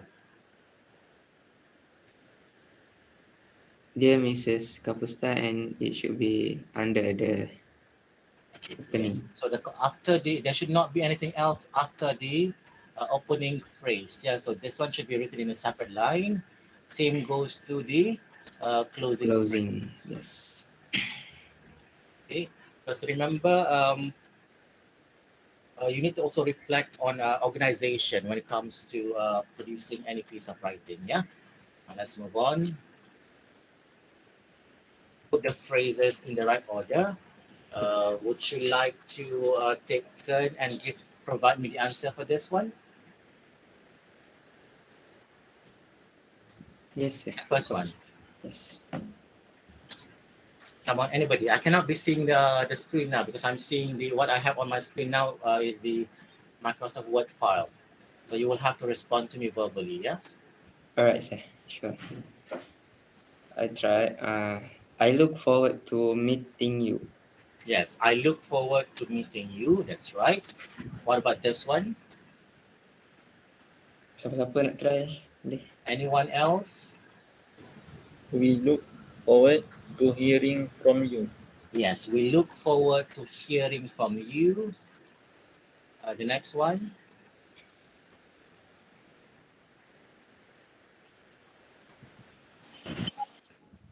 I look forward to speaking to you soon. Yes, I look Yes. forward to speaking to you soon. Next? We look forward to seeing you on Saturday. Yes, we look forward to seeing you on Saturday. The last one? I look forward to receiving your reply as soon as possible. Yes, I look forward to receiving your reply as soon as possible. Thank you so very much for responding. I may not be able to see your name, but I'm happy because I heard different voices. So that means we have more than one person paying attention to what we're discussing now. All right, now let's discuss this. Choose the correctly punctuated email. Uh, Now, why do I give you this exercise? Because obviously punctuation is part of language. Yeah. So in this case, let's discuss quickly. Here, that is the first word. It should be capital D. Same goes to Mr. Chan. Just the normal punctuation rules, yeah. And that should be a what after Mr. Chan's name? Comma. The Yeah. comma. Comma, right? And then okay, we begin in a new line. Thank you. Thank you for your last email. Are you free to talk about it on the phone tomorrow at about 3:30? I can call you then. Okay, if you notice, this is one very long sentence, right? Everyone? Yes. Okay, Yes, sir. this is how I teach my students on how to be observant or how to actually observe punctuation. Um, Aizat, Yes, sir. can you do me a favor and read me the whole sentence in one breath or using just one breath? Dalam satu nafas, baca semua yang di-highlighted tu. Boleh tak? I try. Okay. Thank you for your last email. Are you free to talk about it on the phone tomorrow? It's about 3:13. I can call you. Then if it is convenient, could you please let me know? Okay. Uh, senang tak nak baca in one breath? No. Tak boleh. Okay, everyone. This is a little trick that I teach my students when it comes to observing punctuation. Yeah, if there is no chance for you to read one long sentence in just or using just one breath, then there's a high probability whereby you will need to put in some punctuations as in commas, full stop, and whatnot. Okay, so basically this is how you determine where and when to use punctuation as well as no a comma as well as full stop for that matter. Okay, because this one is a very long sentence. Technically, this one contains easily 3 different ideas, so you need to separate them according to individual sentences. Yeah, thank you for your last email. Perhaps a full stop here. And then you continue with capital A. Are you free to talk about it on the phone tomorrow at about 3:30? Question mark. I can call you then if it is convenient. I can call you then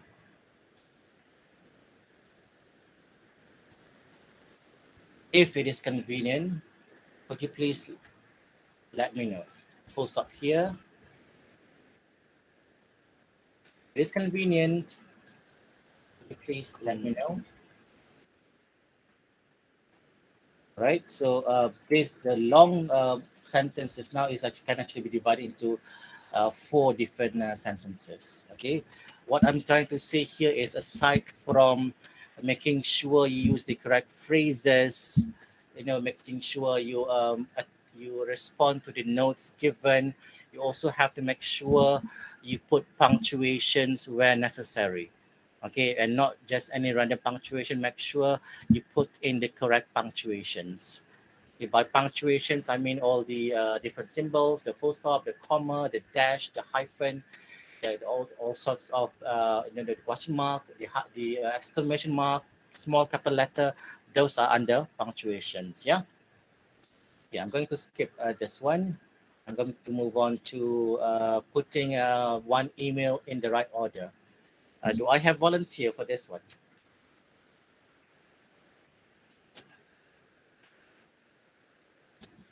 Volunteer, please. I would like to try. Yes, please. Thank you very much, sister. Okay. Dear Mr. Chan, thank you Dear for your Mr. Chan, email. okay, this is number 1. Thank you for your last email. Okay, thank you for your last email. Are you free to talk about it on the phone tomorrow at about 3:30? Okay, Can you please let me know?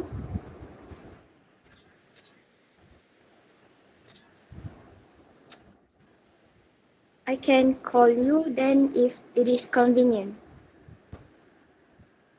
okay, I look forward to hearing from you soon. okay. with the best wishes, Nguyen Best wishes. Chow,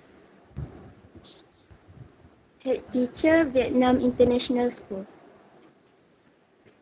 So the last element is the designation or the position of the email sender. Yeah, pretty good.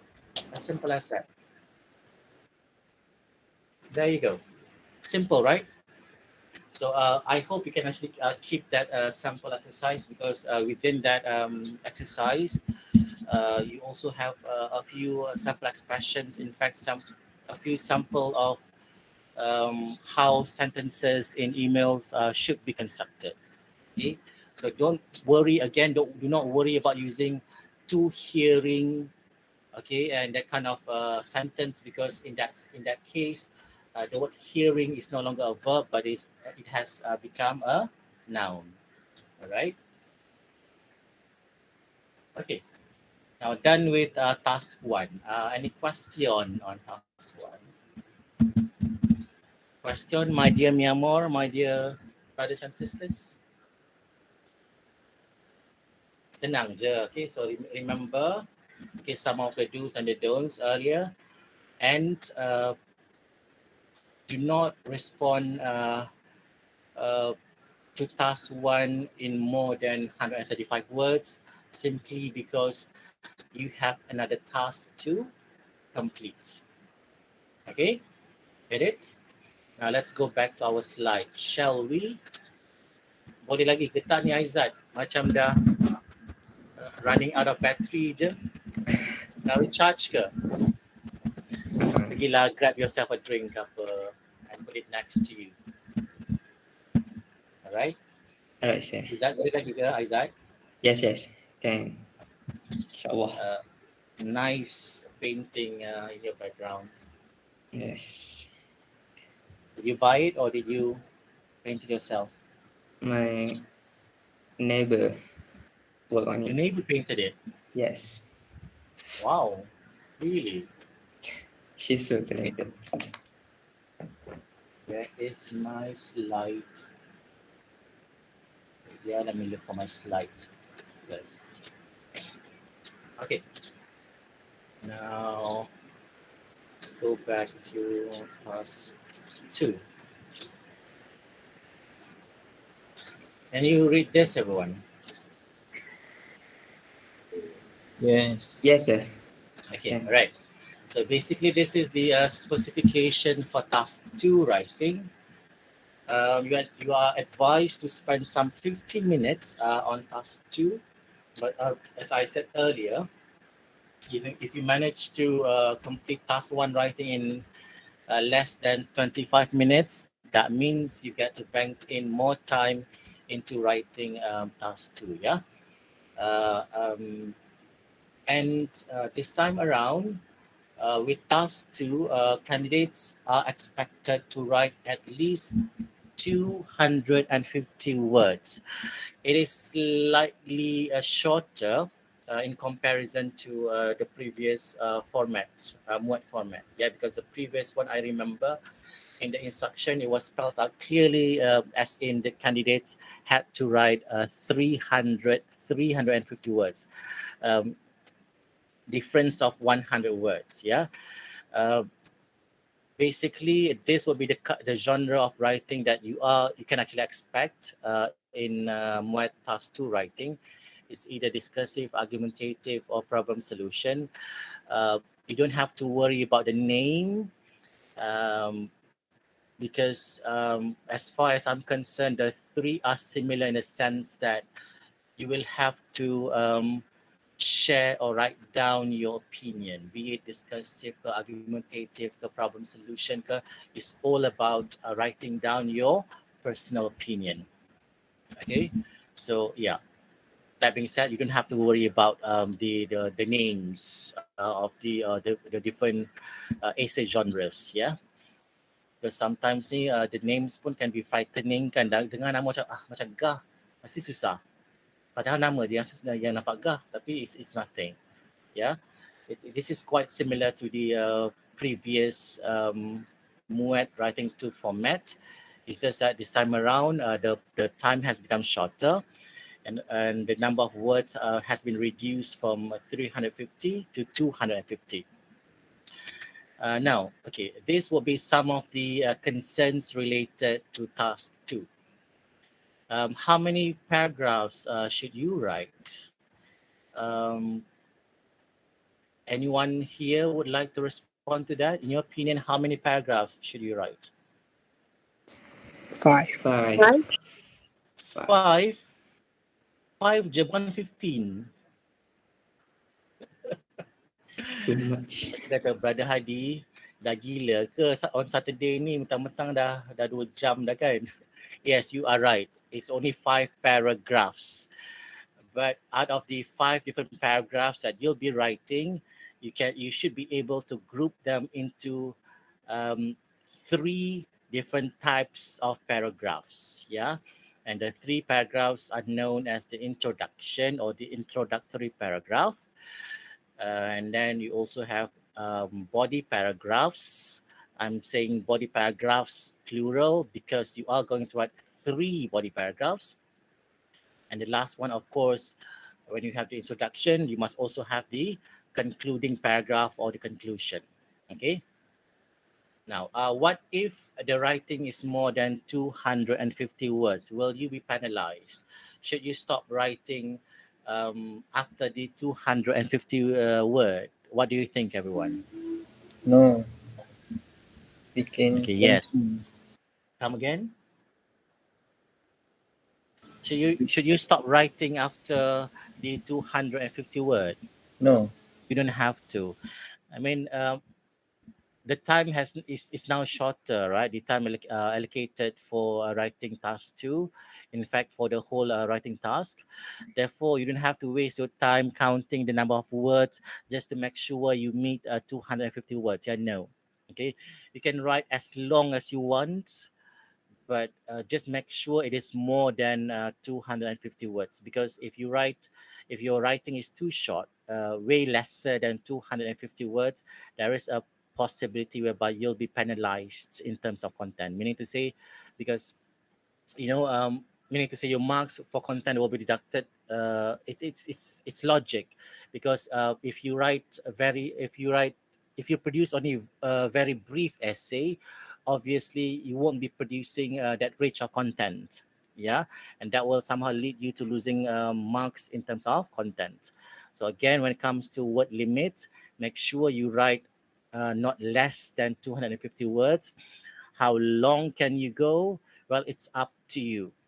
Okay, but do not write too long lah, sebab what you have to make sure is every idea, every point, you are going to write 3 main ideas, kan? Because you are going to have 3 body paragraphs.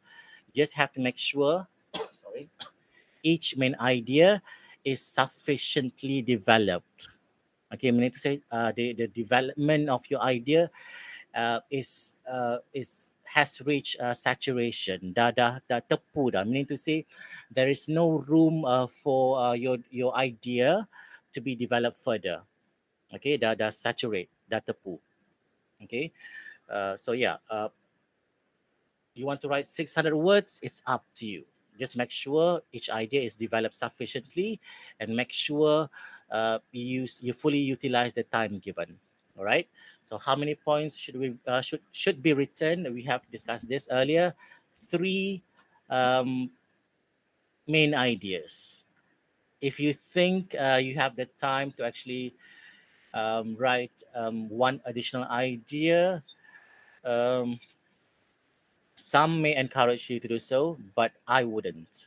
Okay, to me, it is more important observing the development of idea than adding in one more idea, which, for all we know, may not be developed sufficiently.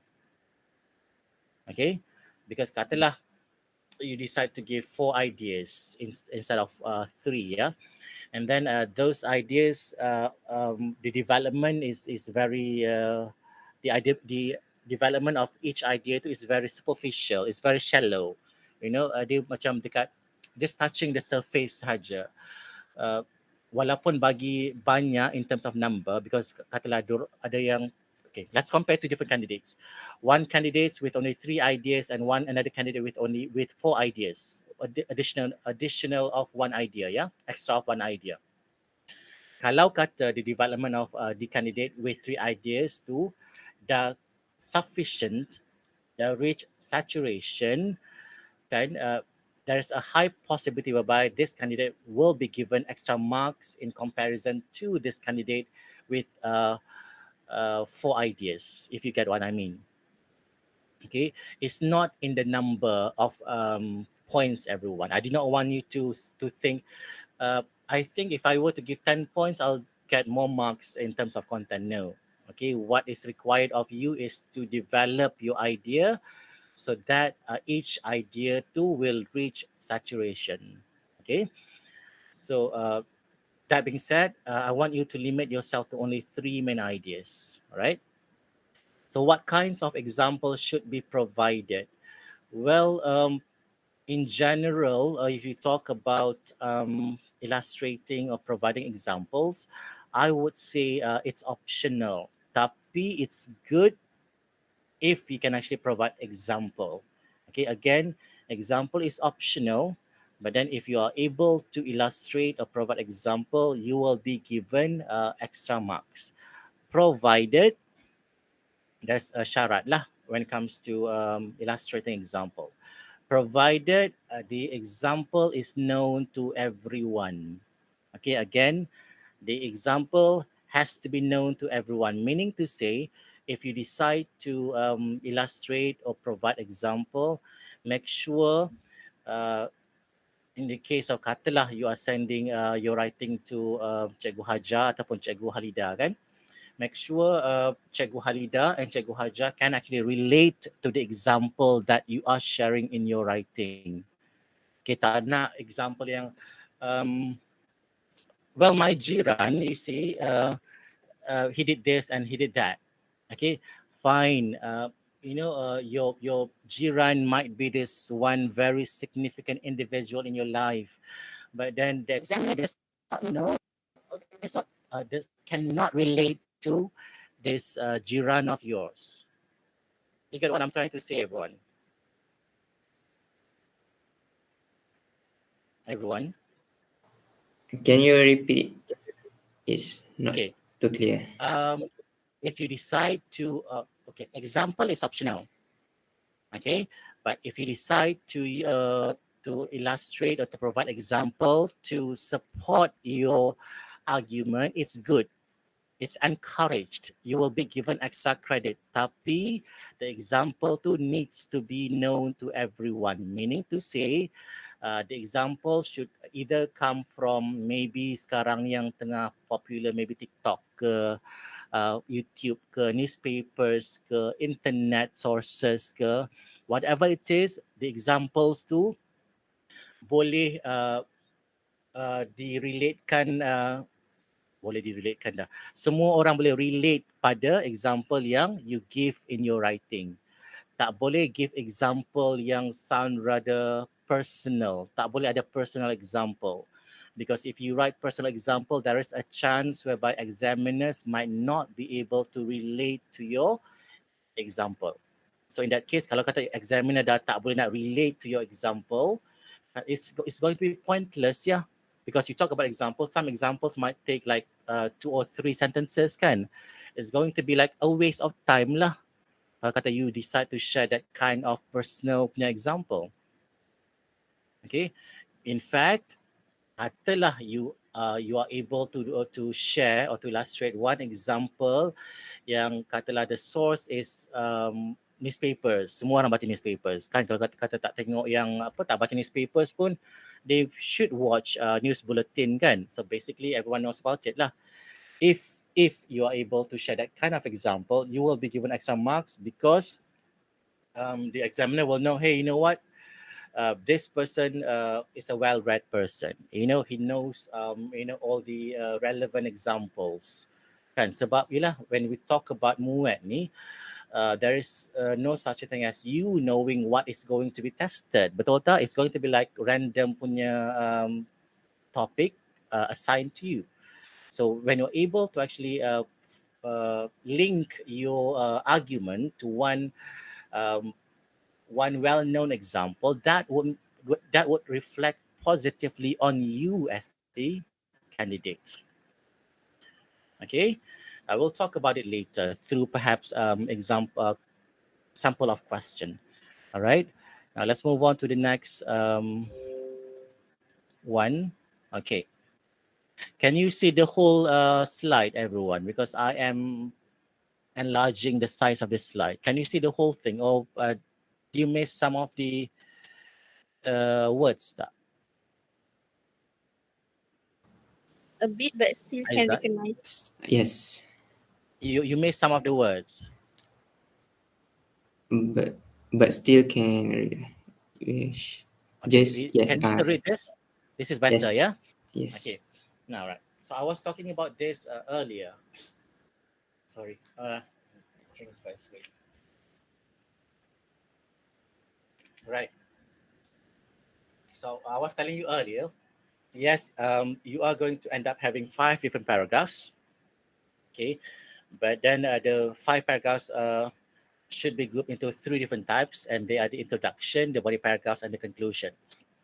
Now let's begin with the introduction.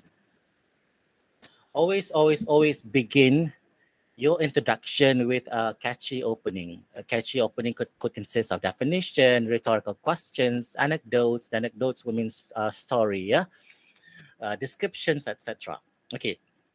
Earlier tadi, I said when you wish to illustrate example, you cannot be using some personal stories. Betul tak? Betul tak? Example tadi. Yes, sir.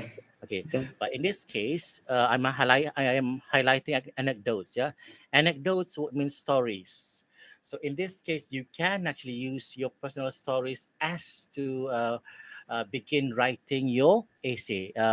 Anecdotes ataupun personal stories, they are acceptable. They are accepted to be used as part of your introduction, but not example. Okay. So remember, first impression matters, kan? Therefore, you have to make sure your opening should be real catchy. To you can say to get the attention of the examiners. Sebab examiners manusia juga kan. Now, when you give them this first impression, kata boringnya lah this writing, obviously that will affect their marking as well. Although supposedly examiners kena act professional, tapi well, it happens. Okay, therefore I would advise you to really start writing your task 2 with catchy opening. Okay, and catchy opening could consist of any one of these. You can also have combination of any one of these. It doesn't matter. Okay, and then within the first paragraph, within your introduction, you should also have a statement called thesis statement. Okay, um, I would say you can write your thesis statement as the final statement of your writing, of task 2 writing. Okay, but of course, prior to the thesis statement, before you start writing your thesis statement, you need to have your stand. Because tadi kan we talk pasal the nature of question 2 kan, in a sense that this task 2 will require you to actually share your opinion. Betul tak? Okay. Betul tak? Ingat tak? Yes. Okay. Betul. So when it comes to opinion, there's always like two um, basic directions. It's either you agree ataupun disagree. Okay. Uh, so in this case, before you start writing your thesis statement, you need to somehow first indicate your stance. Setuju ke tak setuju dengan apa statement yang diberikan. Okay, can you be atas pagar? Can you take a partial agreement? Yes, you can. Tapi I would say it's a little risky with taking partial stand. Sebabnya I'm afraid while developing your body paragraphs nanti, you wouldn't remember your stand anymore. Dah seronok sangat agreeing to one topic kan, that you forget that you are actually taking partial stand and not complete agreement. Okay, so when it comes to stand, I want you to, my advice will be, take a definite stand. Either you agree completely or you disagree completely. Okay, and then following the definite stand, you write one thesis statement which spells out all the three main ideas. Okay, this is one thing that candidates normally forget to do because they are so perhaps considering the apa exam punya pressure and whatnot kan, somehow they forget this little component called thesis statement. You need to have thesis statement before you begin writing your body paragraphs, yeah, my dear brothers and sisters. Sebabnya while developing your body paragraphs nanti, there is a chance whereby you might forget what to write. So before that happens, okay, you take this precaution and spell them out in your thesis statement. So when you spell out your thesis statement, everyone, tak perlu nak explain ya. When you spell out your main ideas in the thesis statement, hanya introduce saja your main ideas. Katalah the topic is on study or pursuing studies overseas and pursuing studies locally, for instance. Katalah you decide to you decide to support the idea of pursuing studies locally, yeah. So the three main ideas will be perhaps cheaper, kan, nearer to perhaps your parents' house, um, easy for you to adapt. Okay, because you know you don't have to somehow um, you don't have to worry about adapting to foreign culture kan if you were to pursue your studies locally. Okay, so assume these are the three main ideas. Let me spell it out lah. Contoh ya, I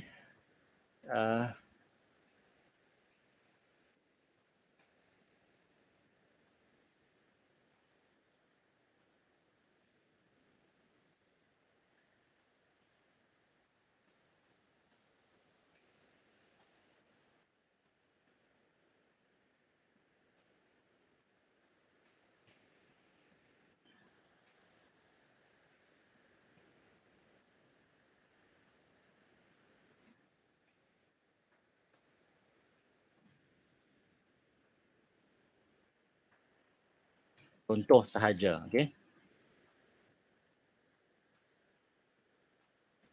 No.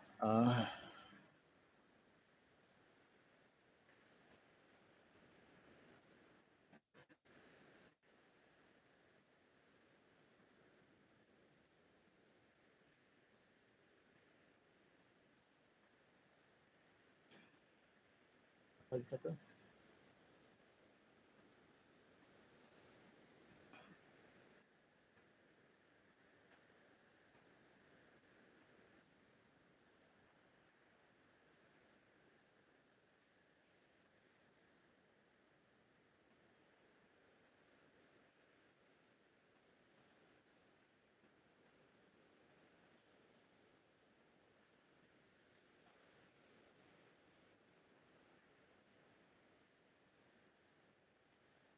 Can you provide me one more advantage of pursuing studies locally?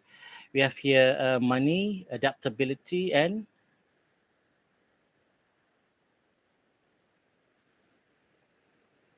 distance, for instance.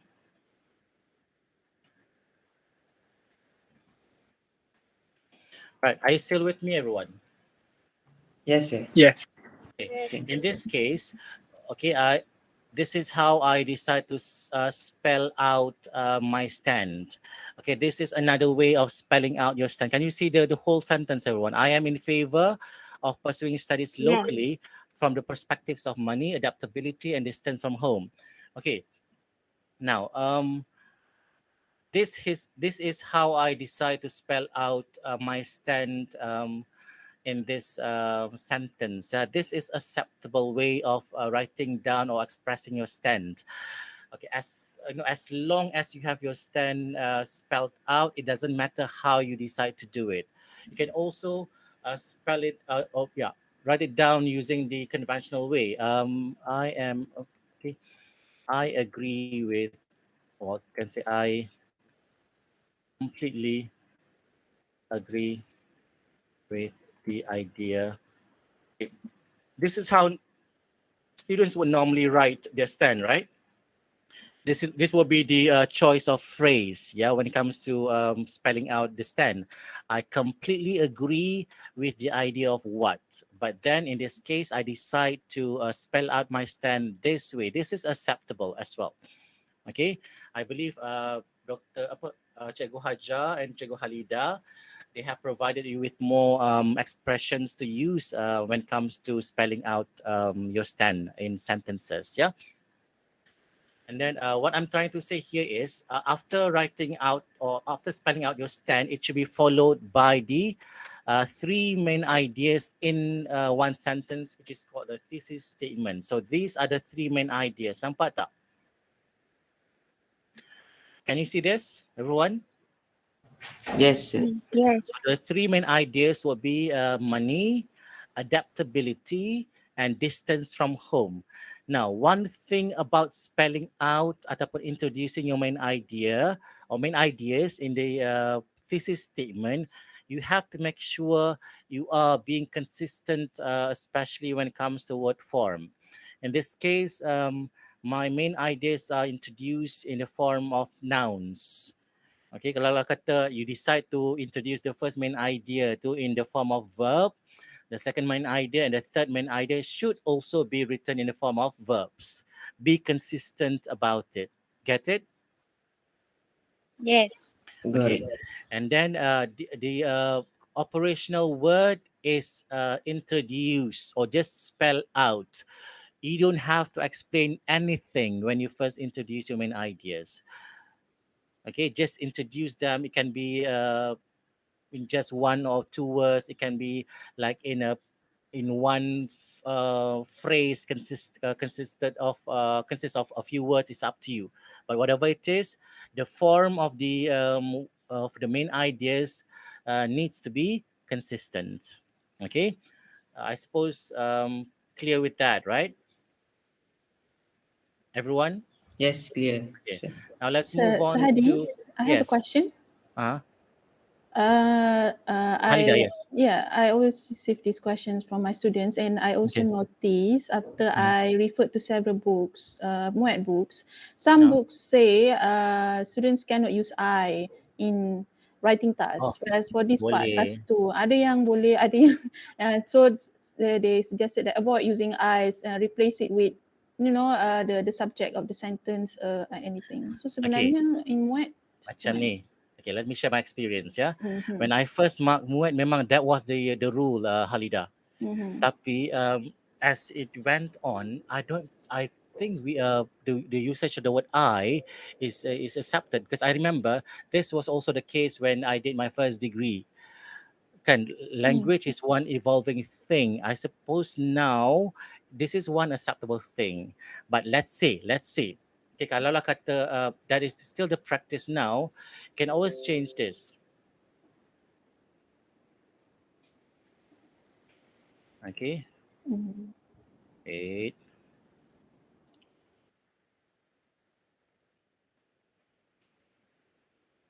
Let me write in the separate sentence, yeah.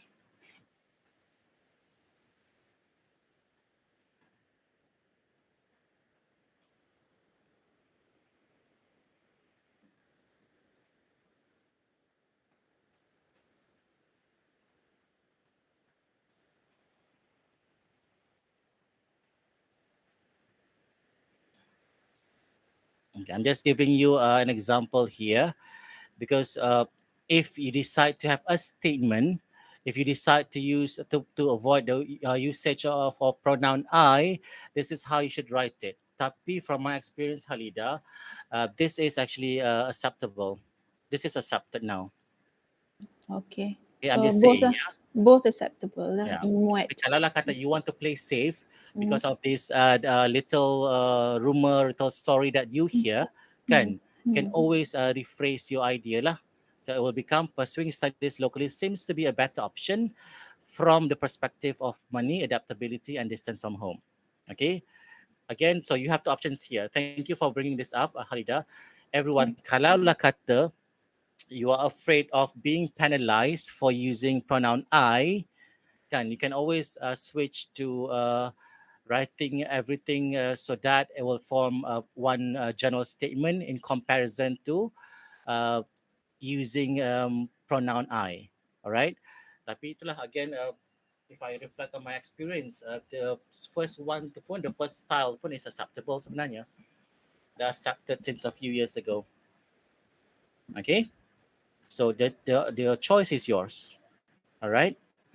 Now let's move on to body paragraph. Shall we? Any more questions? Sorry.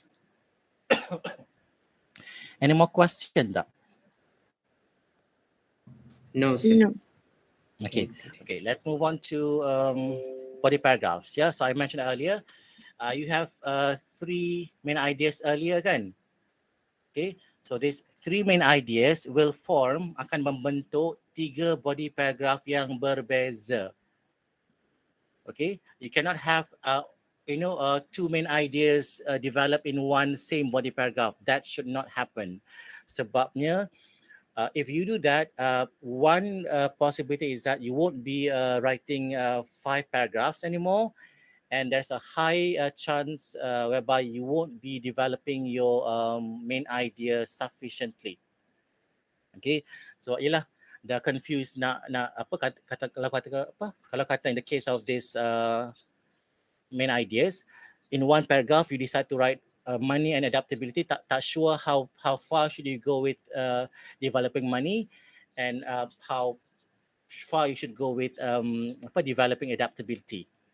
Okay, so for the sake of making sure your each main idea, yeah, is developed sufficiently, you are advised to develop, to explain, to expand, to justify each main idea in one separate body paragraph. Okay, again, the three main ideas you introduced earlier in your thesis statement shall form three separate body paragraphs. Ya, bukan satu, bukan dua, because you need to produce 5 paragraphs in total. Okay.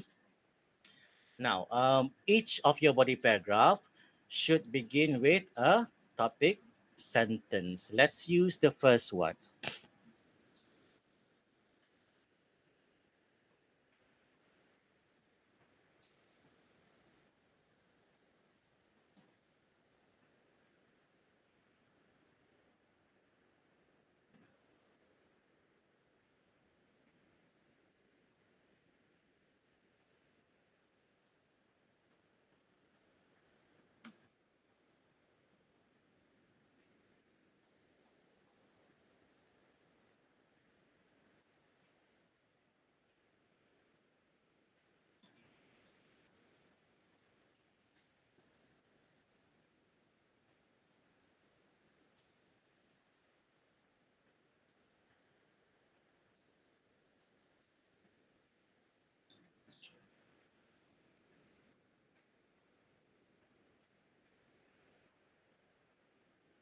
Okay. Tak, yang the first one tadi tu, our first idea was money, kan? Betul? Yes. Okay, so when you develop this, the perspective of money should appear in your first topic sentence. This is the first topic sentence for the first body paragraph. Yeah, first and foremost, pursuing studies locally will enable students to actually save money. Then you explain sufficiently, and then followed by example before you conclude. Okay, explanation. Wait, yeah, explanation, example, optional, I'm just giving you this visual of how they should look like and concluding per sentence.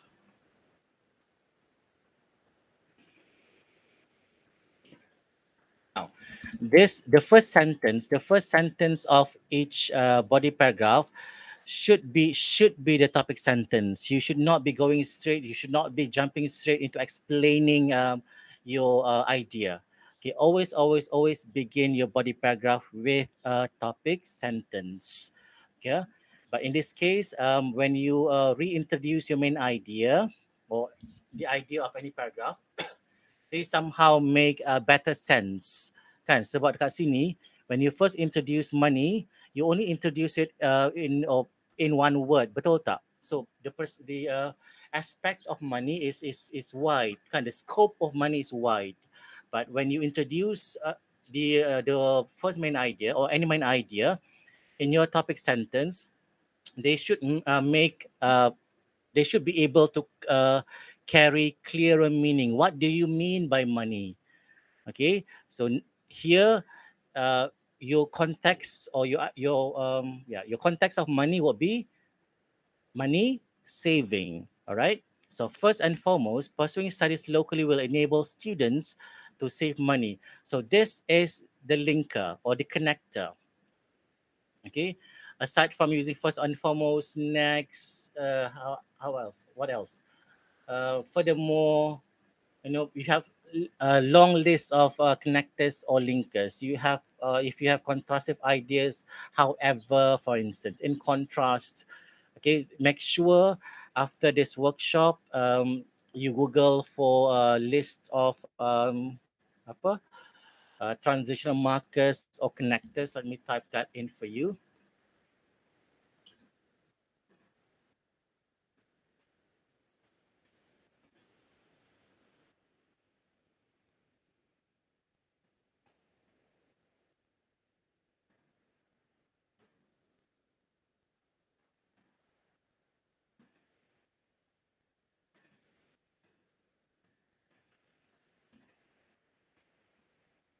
Okay. So after this, what you do is you Google for list of transitional markers, connectors, linkers, coordinators, and study them because you will want to use them every now and then in producing any piece of writing. Okay, let's go back to our body paragraph. You begin with a topic sentence, and obviously, you need to use a connector. In this case, first and foremost is the connector. Now, there is one problem with using a connector, everyone. Um, wait, yeah.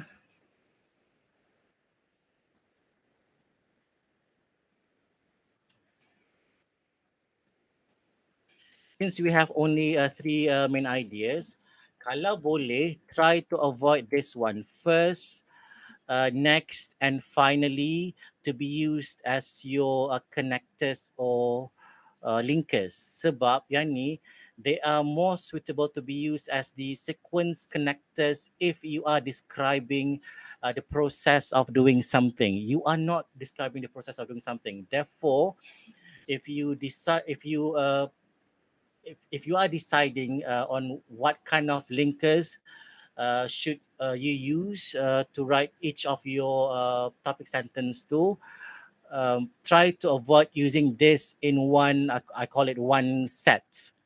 Okay, katalah in the first topic sentence kan, you write it as in first, money. Next, adaptability. Finally, distance from home. Okay, as examiner, I would penalize you on the usage of linkers or connectors on connectors when you write your topic sentences, because you are not actually describing the process of doing something here. Rather, you are actually sharing your opinion or agreement on this particular topic, which is pursuing studies locally versus overseas. All right. uh, do you get what I'm trying to say here, everyone? Yes, sir. Get it. Got Okay. it. Let me make it short. Avoid using first, next, and finally as your connectors.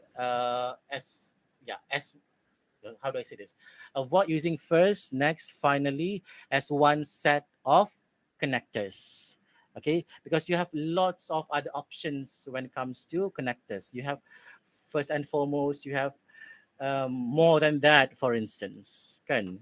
You have furthermore, you go for those kind of connectors. I think they are better in that sense. All right.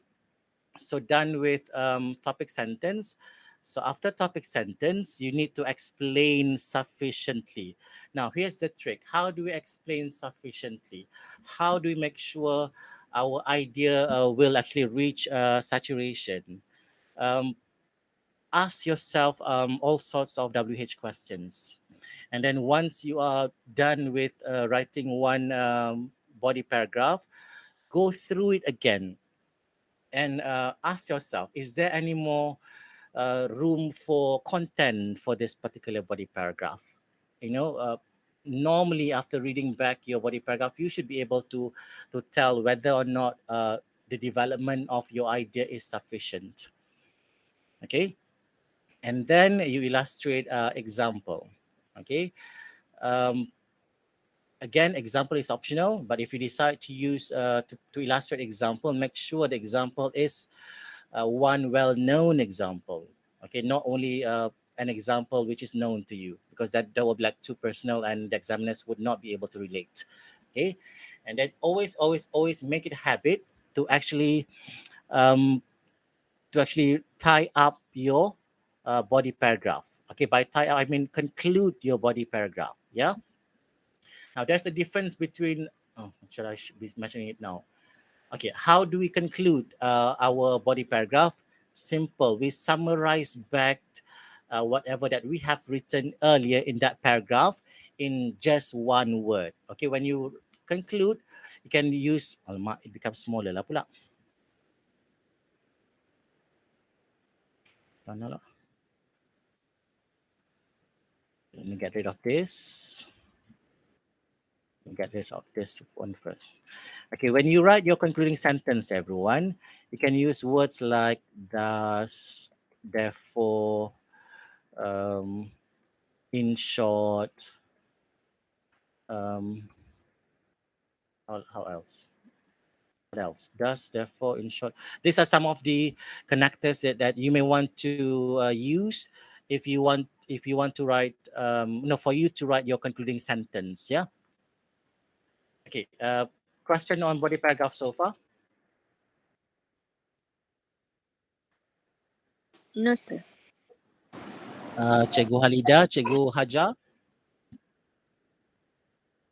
No questions. Okay. All right. Mm. Now, this is similar kan? We have concluding sentence, we have conclusion kan? Similar, betul tak?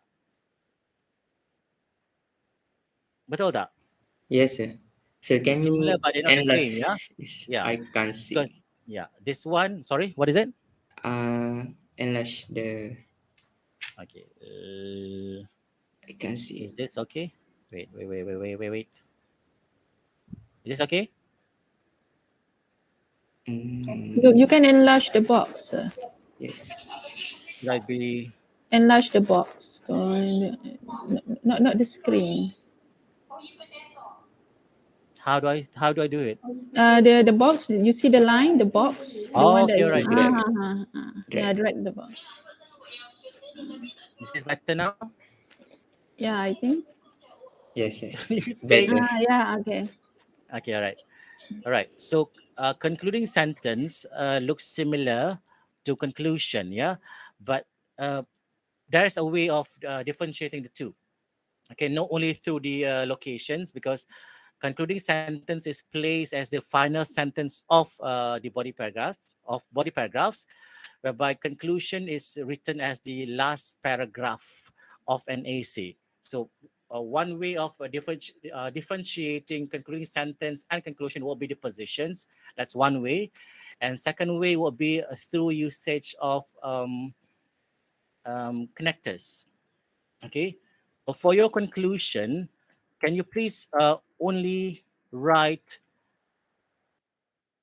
use this expression, everyone?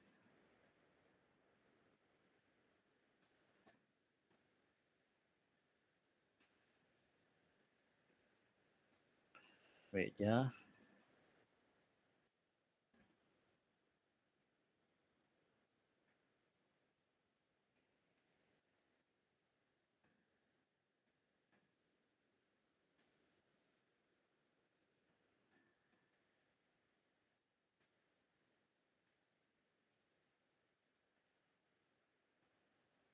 Cut it in first.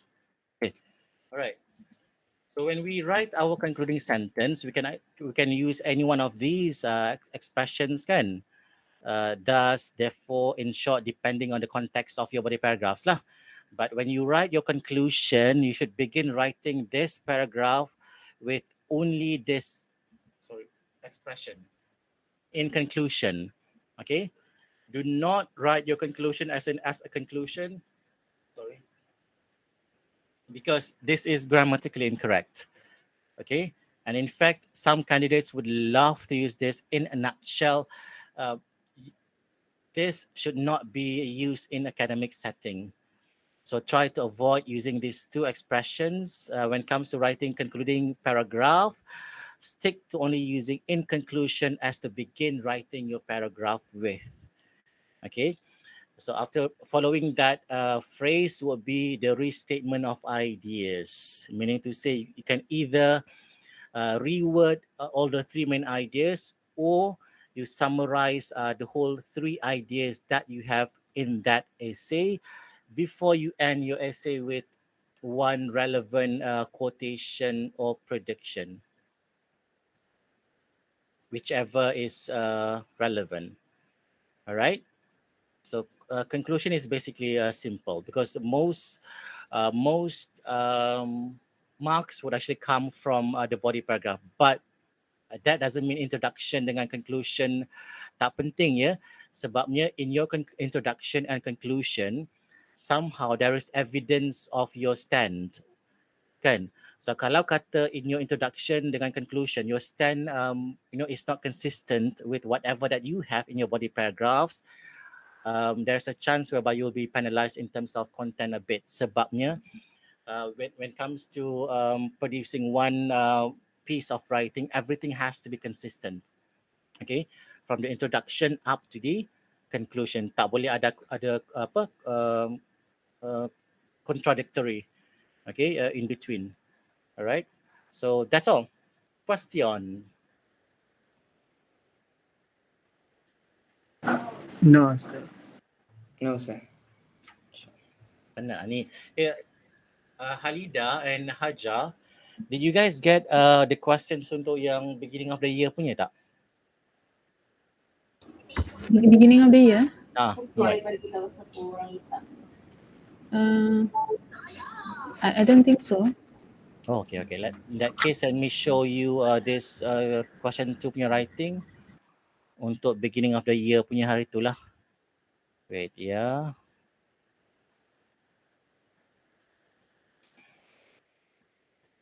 Because my student sent this through WhatsApp. So this was the question. During the Teachers' Day celebration at your school, an invited speaker made the following statement in his speech. Your teacher asked you and your classmates to write an essay expressing your opinion on the statement.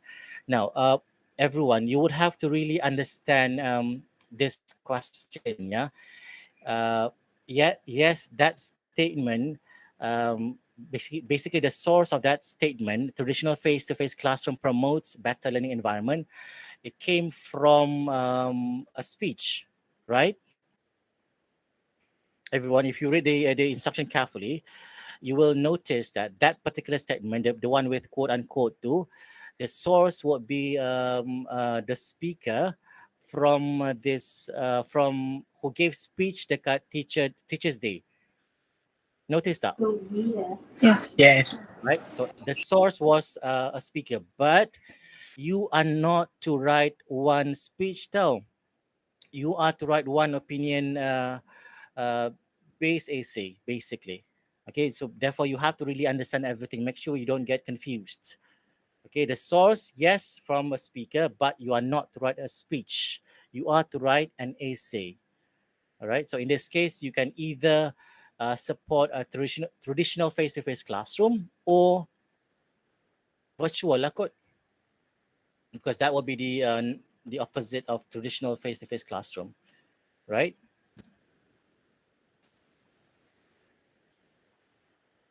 Nanti Haja, I'll share this with you through WhatsApp because I received this in Alright. WhatsApp as well. Okay, Okay. so that's it.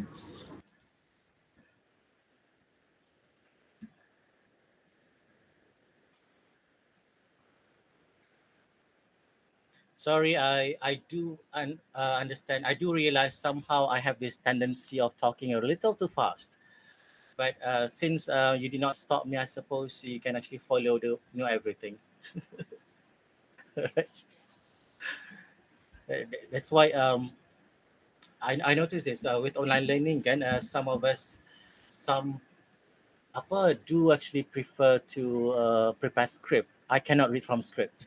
If I read from script, I wouldn't sound me.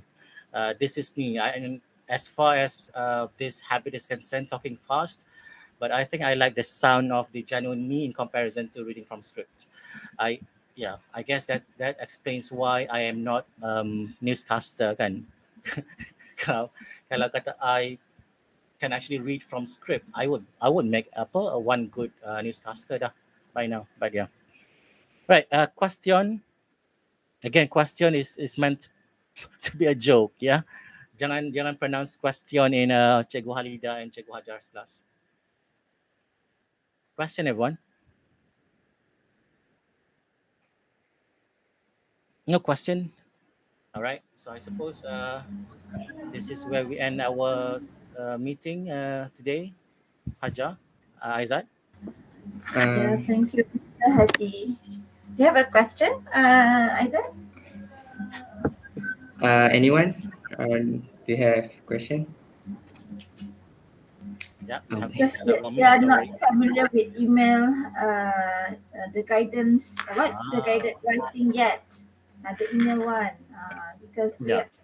we didn't I teach think it's for just that, it's that one. yeah. Tak pernah ajar lagi. Yeah. Baru Tak je apa, masuk ke nanti dalam program. tak apa. I think it's just a matter of exposing them to more sample emails kan. Yeah. Kalau kata, I think that's one way of drilling them Hajar. Aside from macam macam yang kita buat tadi tu kan, exercises tu. Okay, Yeah. while having them to actually complete exercises on emails, indirectly you are teaching them the components of email ataupun essay writing as well. Yeah. Sebab kalau kata you want to focus on how to actually produce segment by segment in one email, that will be like too heavy kan, especially if you talk about doing it every time. So every now and then you may want to switch between heavy and some light activities lah.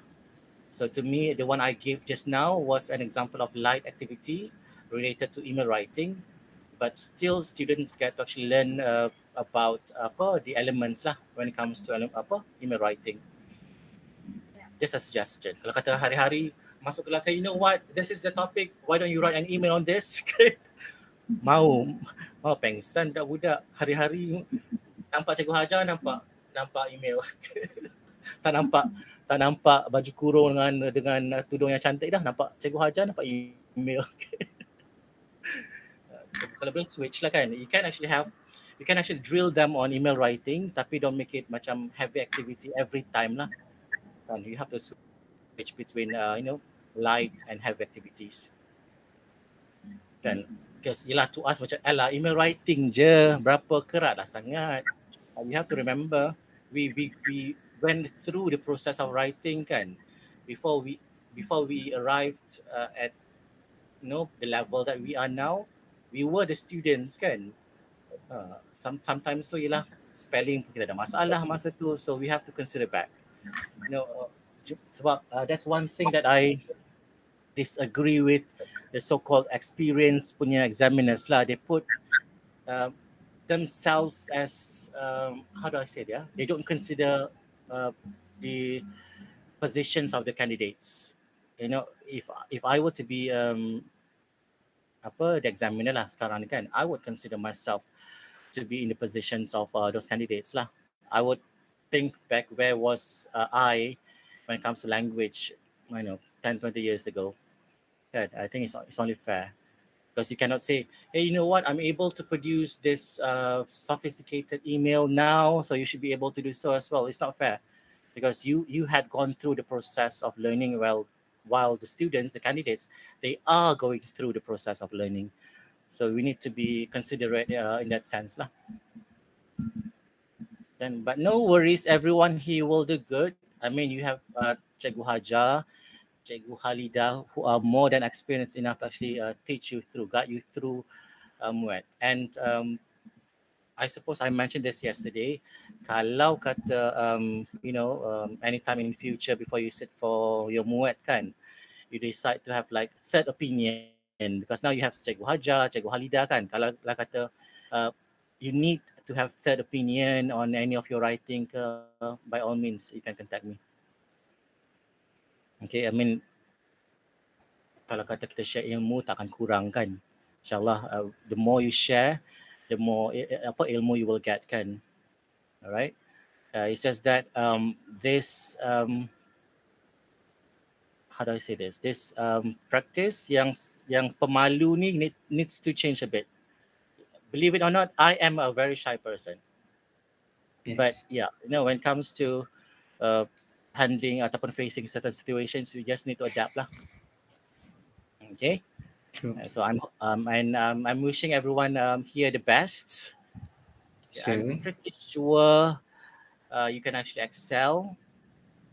Okay, and next week onwards, you will be meeting Dr. Mazlin for sessions on reading as well as speaking. Is that right, Haja? Okay, all right. Yes, Aizat, next week we have for speaking. come again. Next week is for speaking. Speaking, all right. Yeah. I'm guessing these students are actually saving their voices lah untuk next week. Okay, faham. Nak restkan suara dulu, faham. Okay, so next But week, inshallah, we will face Yeah. by physical. okay, Right. all right. Aizat, so one simple, unimportant, I think. It is handwriting important.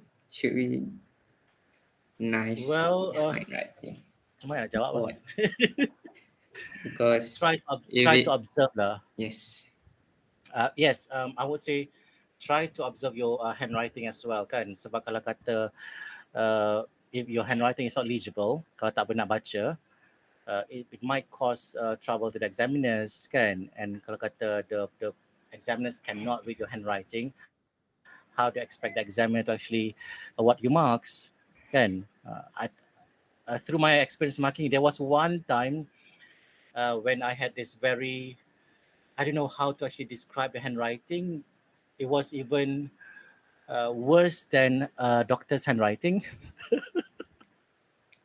Yes. I spent like, I had to read the script again and again, more than 5 times to actually get what the candidate was writing, But yeah, Yes. that being said, don't worry because the examiners will do their best to actually read your handwriting. Cuma on your part to try to observe your handwriting lah. Alright, sir. Okay? One more can. Yeah. Okay, I not get yet the answers. About the digit on essay. Should we The number, the digit word limit. Okay? 3 or should in the digit or in a word that 3 THREE or 3 Okay. Should we sebab be ada dengar spelling out? Okay. 1 sampai 10 tu kena dalam Yes. word, lebih tu kena macam boleh letak 13 14. Okay. Yes. If you talk about general practice, you are advised to spell out lah those digits between 1 and 10. Tapi kalau lah kata you decide to write down the numbers, write them out in numerical forms, acceptable pun. Boleh Yes. je. Kan? Tak ada yang MUET tak rigid sangat sebenarnya. In fact, if you talk about English, kan, we have like 2 major accent kan. We have English and American, British and American, betul. Kalau kata Yes. you decide to follow American spelling instead of British spelling, because basically in Malaysia, Haja, correct me if I'm wrong, basically in Malaysia we do practice a British English, the spelling, the pronunciation and whatnot, kan? Tapi with the influence of media, somehow some students are heavily affected, you know, and that they without them realizing it, they use American English, kan? To the extent they spell out apa words pun using American spelling, acceptable. Alamak, dah stuck dah my screen. This is why I should not be switching on my camera for a very long time. Can you guys still hear me? Yes, it's Okay, there. so sorry because my screen is stuck. My camera is not moving. But then that being said, apa tadi soalannya dah Azad? Dah lupa dah. Allah Akbar.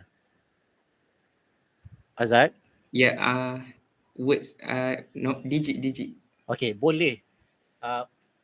Normal practice, you are encouraged, you are to spell out between 1 and 10.